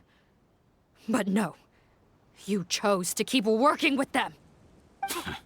Why would I want to give up on such a lucrative business? The profits were dozens of times that of the synth business, and it was all above board. So you kept being a villain just for the money? Villain? By what standard? Is doing evil deeds really what makes someone a villain in your eyes? Or does it all come down to the way they look? None of you saw a villain when I was wearing my other face, did you? You have no right to judge me!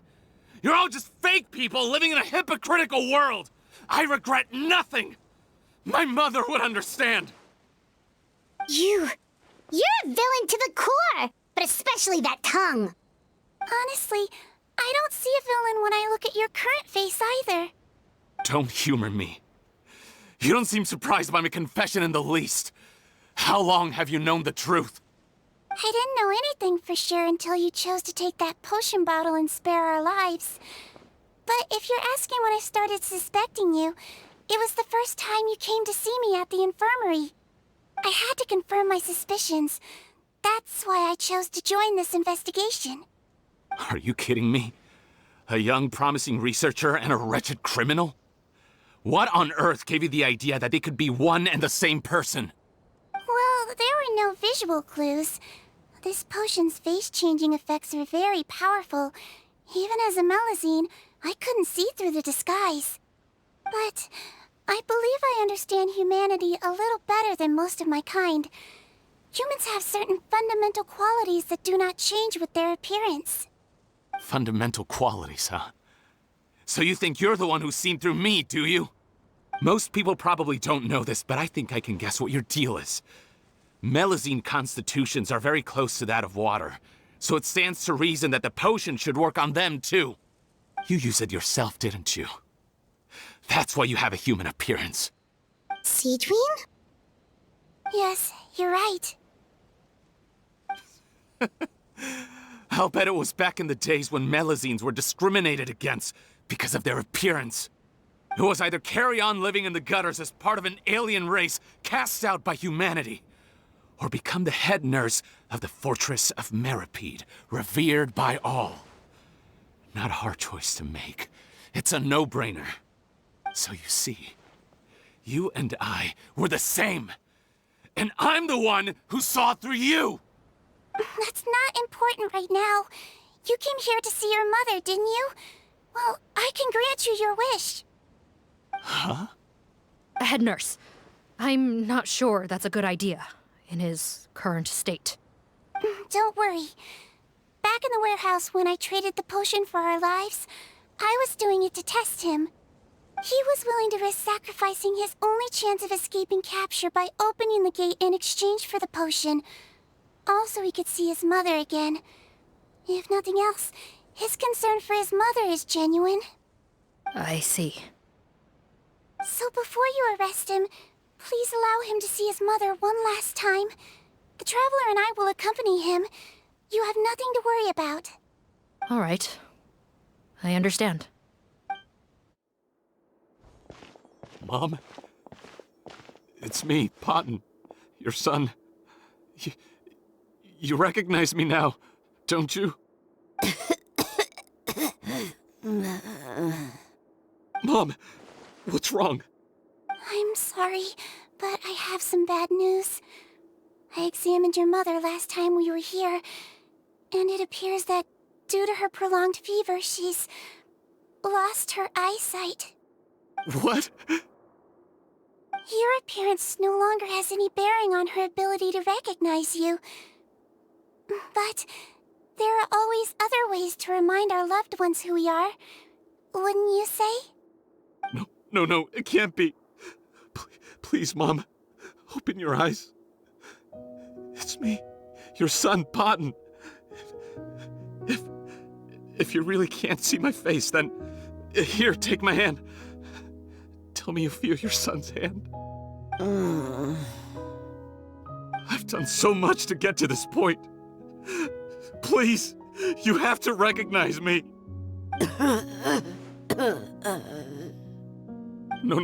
No. The temperature of his palm must have changed. I'm sorry. It seems I couldn't bring him back to you after all.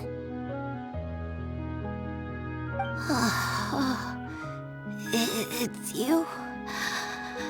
Thank you.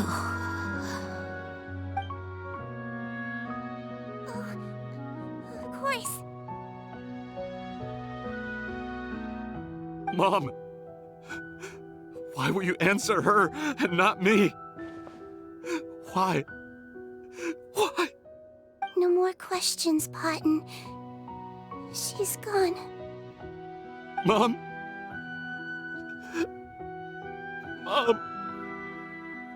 I'm sorry to say this, Potton, but you and I are not the same.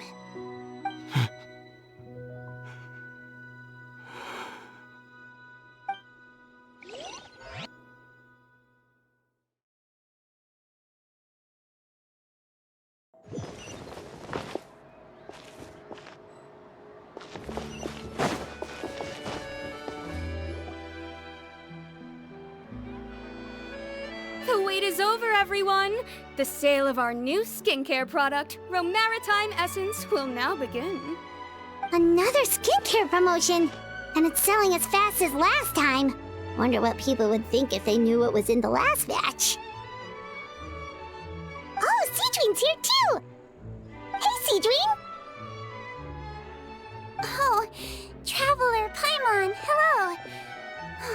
hope you two got a good rest yesterday after all your hard work.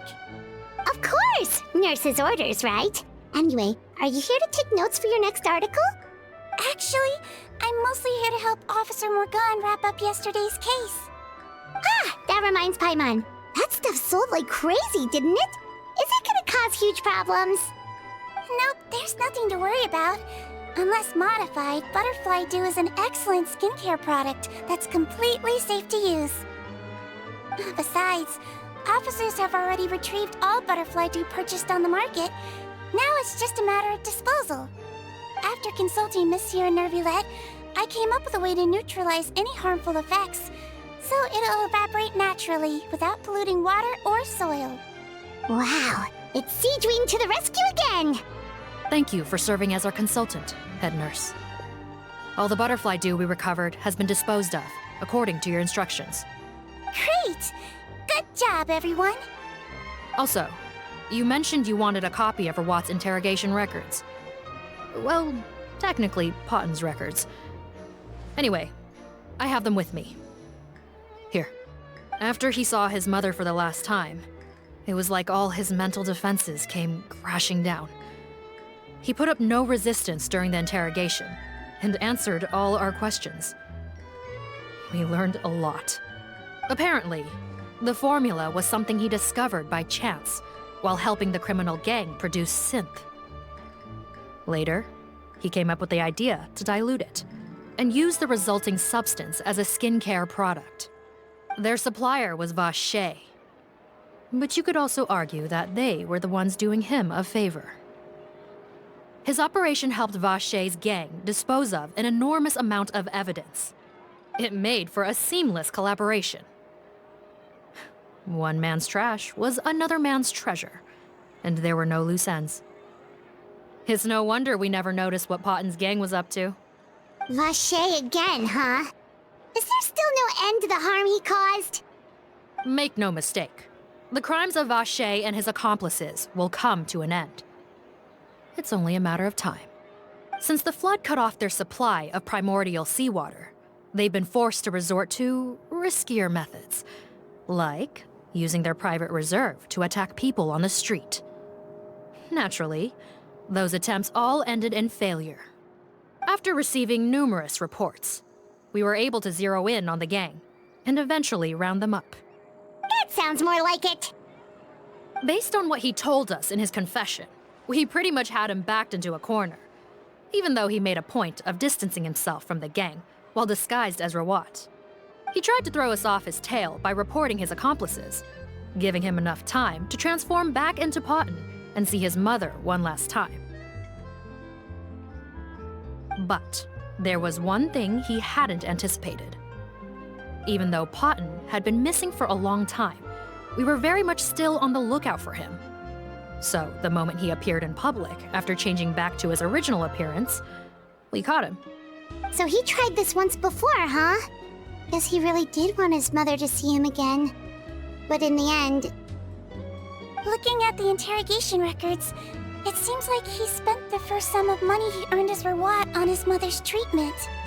Yes, which is why I suspect that his initial motive for using the potion was not personal greed, but a desire to become somebody who had the power to save her. Even so, he went too far. In the end, he got what he deserved. I understand. Thank you for bringing me these records. Why did you want them anyway? Potten was one of my patients, so I need to put together a medical file for him. My teacher always stressed that a person's life experiences are just as important to their file as their medical history. Why are you still treating him like your patient? Isn't he kind of beyond redemption now? Well, that may be true, but a patient is a patient, regardless of the choices that bring them to my care. One last thing, head nurse. Please keep everything you know about this potion a secret. It would be for the best if most of Fontaine knows nothing of its existence. I know my fellow officers and I will be able to sleep easier if that's the case. Of course, not to worry. Thank you for understanding. I'll take my leave then. So, Sigewinne, did you really use that potion yourself? Why do you sound so surprised, Paimon? I told you all about it. It was quite a while ago now. You mean that story about the witch and the potion? So it was really, actually, genuinely a true story? Yes, it really actually genuinely was. But... I know. There are some secrets I can't tell anyone about. But considering everything we've been through together, I know I can trust you with them. Before I tell you though, could you follow me somewhere? I want to pay my respects to an old friend. Of course!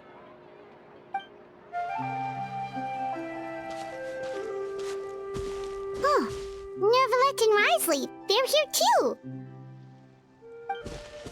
Good to see you, Traveler. Paimon. I trust all has been going well for you? Big news, everyone. The Udex is out of his office on important business. Is that genuinely something people would consider big news? Why wouldn't they? Important business is a big deal. Ah, yes, you're quite right. When someone you care about requires emotional support, being there for them at the right time and place is of the utmost importance. After reading the Maréchal Phantom's reports, I had a feeling a trip here might be in order. Take note. That, my friends, is how Monsieur Neuvillette shows that he cares. We're both here for the same purpose, actually, to accompany Sigewinne as she pays her respects to her late teacher. So the old friend she mentioned was her teacher then? The witch? Oh, sorry. Paimon didn't mean to be rude. It's only because Sigewinne calls her that all the time, so... I doubt she considers that title to be offensive, Paimon. Don't worry. Indeed. In fact, I believe Sigewinne would take it as a sign of affection. She has spoken of this doctor on many occasions, and it sounds like she was a truly generous individual. In those days, many people harbored prejudices against Melusines. She was the only teacher willing to take Sigewinne on as a student. Wow. It's really nice of you two to be here for Sigewinne. Guess you guys really look out for your younger colleagues, huh? Younger colleague? Well, that might be true for the Udex, but I'm not sure I can say the same. Sigewinne served a sentence in the fortress of Meripede hundreds of years ago, and after she did her time, she decided to stick around. She's been an integral part of our administration ever since. Strictly speaking, the head nurse has been around longer than most people in the fortress, myself included. Pretty sure that makes me the younger colleague. She served a sentence?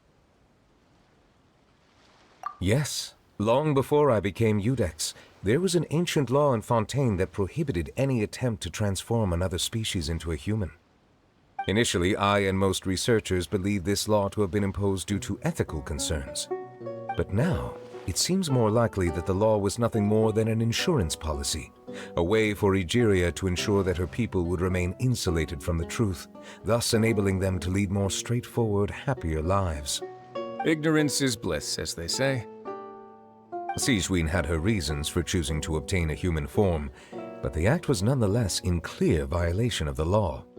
Could you tell us a little bit more about what happened back then? Certainly. Sigewinne does not object to her close friends learning about her history. In fact, I first learned of it myself because she confessed the truth to me of her own volition.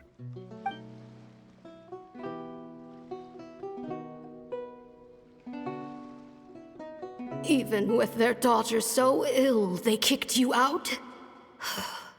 Stubborn as always. And prejudice isn't a disease I can cure either.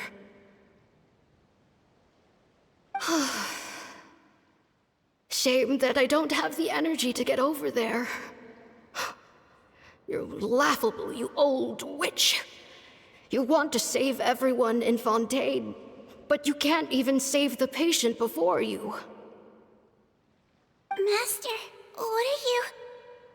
I discovered a strange disease, one I suspect that every Fontanian suffers from. But without witnesses or proof, no one will believe me. I had no choice but to experiment on myself to find a cure, but I hit a wall. And as you can see, it took a wretched toll on me. Then I'll find a cure for you, and then you can go cure her. There's no need. I am beyond saving now. There's nothing you can do. But, Master...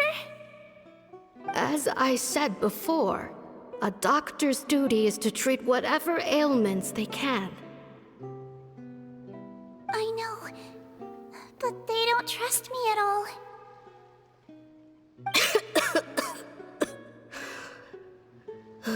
That girl. She's your first ever patient, isn't she? Tell me, what cost are you willing to bear to see her cured? I'll do whatever it takes. Even if it means breaking the law and being punished for it? As long as I don't hurt anyone. Yes.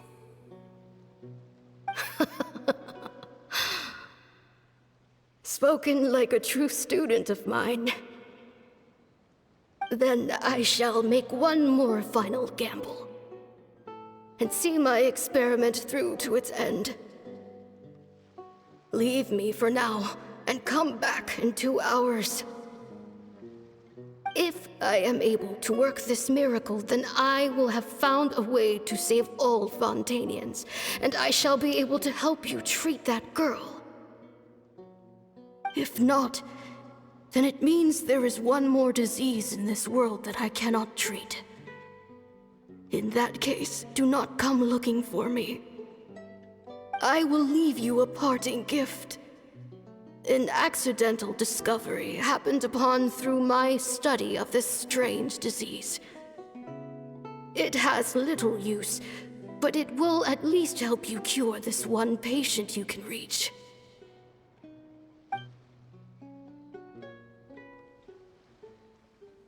When Sigewinne returned, the miracle had not occurred. She found a potion bottle and a note on the table. After using the potion as instructed, she gained her current form, breaking Fontaine's law in the process. And after I had confirmed the veracity of the events, I gave my verdict. So that's what happened. I fear Sigewinne only understood the full story after the truth about the dissolution of Fontanians was uncovered. When I reflected on all this with that knowledge in hand, I felt a deep sense of regret. As I use the law to uphold justice, there are times when I cannot help but acknowledge its ruthlessness. After the final details of the events surrounding Sigewinne's transformation came to light, I checked several sources and, thankfully, the legal code does not require Sigewinne to shoulder any additional punishment. Wonder how she feels about all this.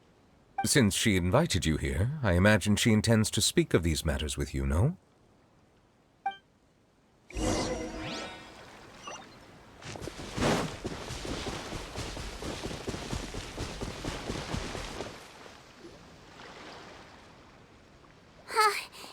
You're here. The old friend I mentioned was my teacher. When she passed, her body was nowhere to be found. All that's left of her is an empty tomb. And even that's deep underwater now. Sigewinne, the witch who gave you the magic potion, she was your teacher, wasn't she? Sounds like Monsieur Neuvillette filled you in. After learning the truth, it must have been hard to process, huh? Well, to be honest, after I realized what really happened that night, my first thought was that it kind of made sense. It seemed exactly like the sort of thing she would do. But she was planning to sacrifice herself and never told you. That's just who she was. If lying is what it took to get a kid to take their medicine, then that's what she'd do.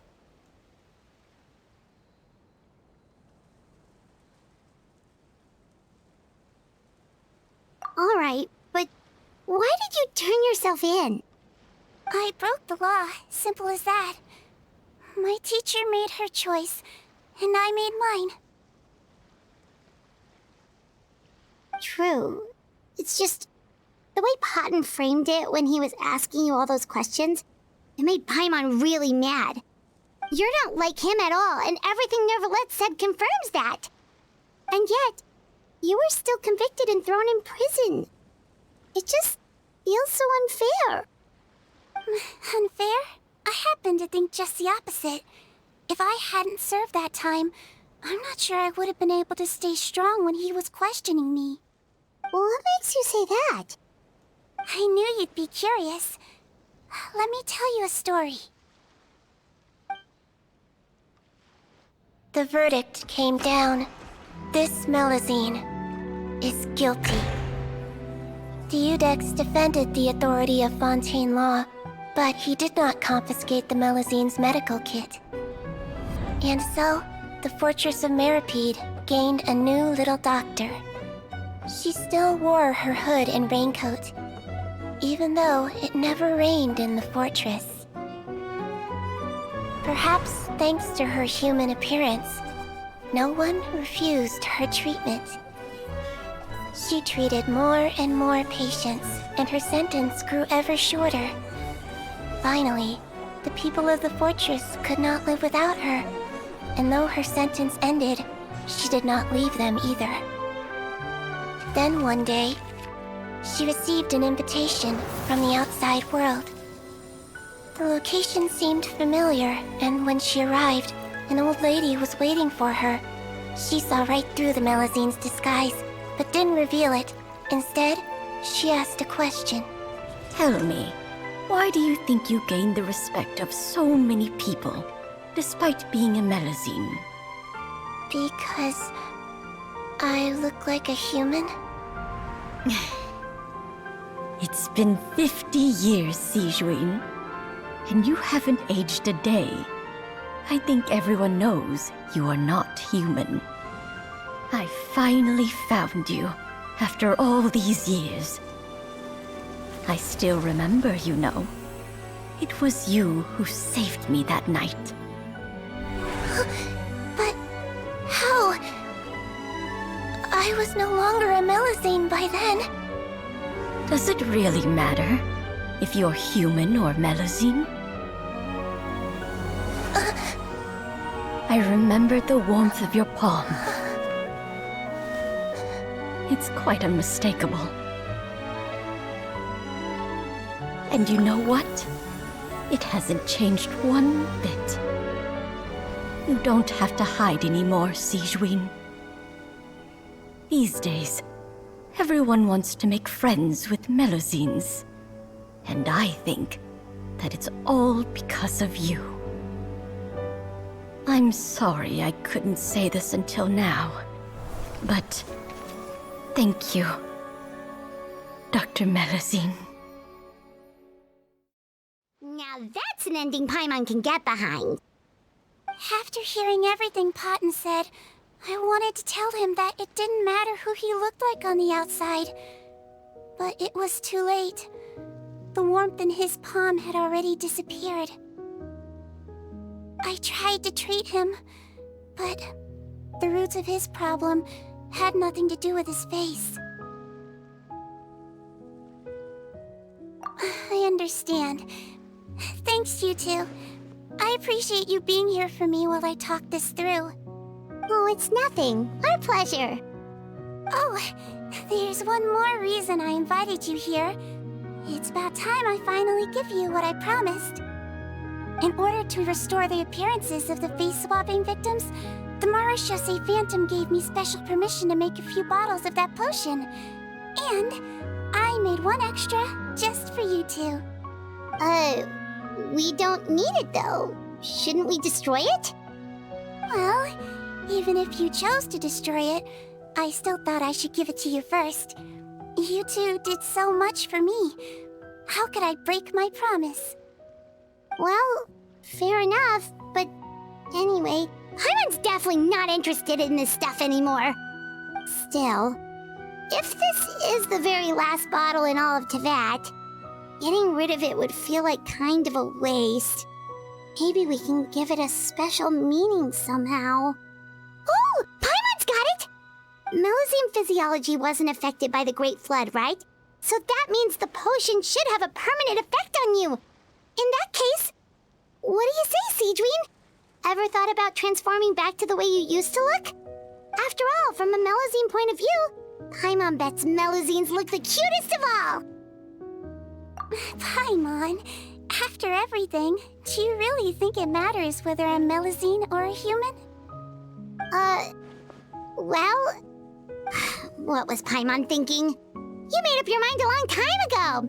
Yeah, let's just destroy this thing. Leave it to me.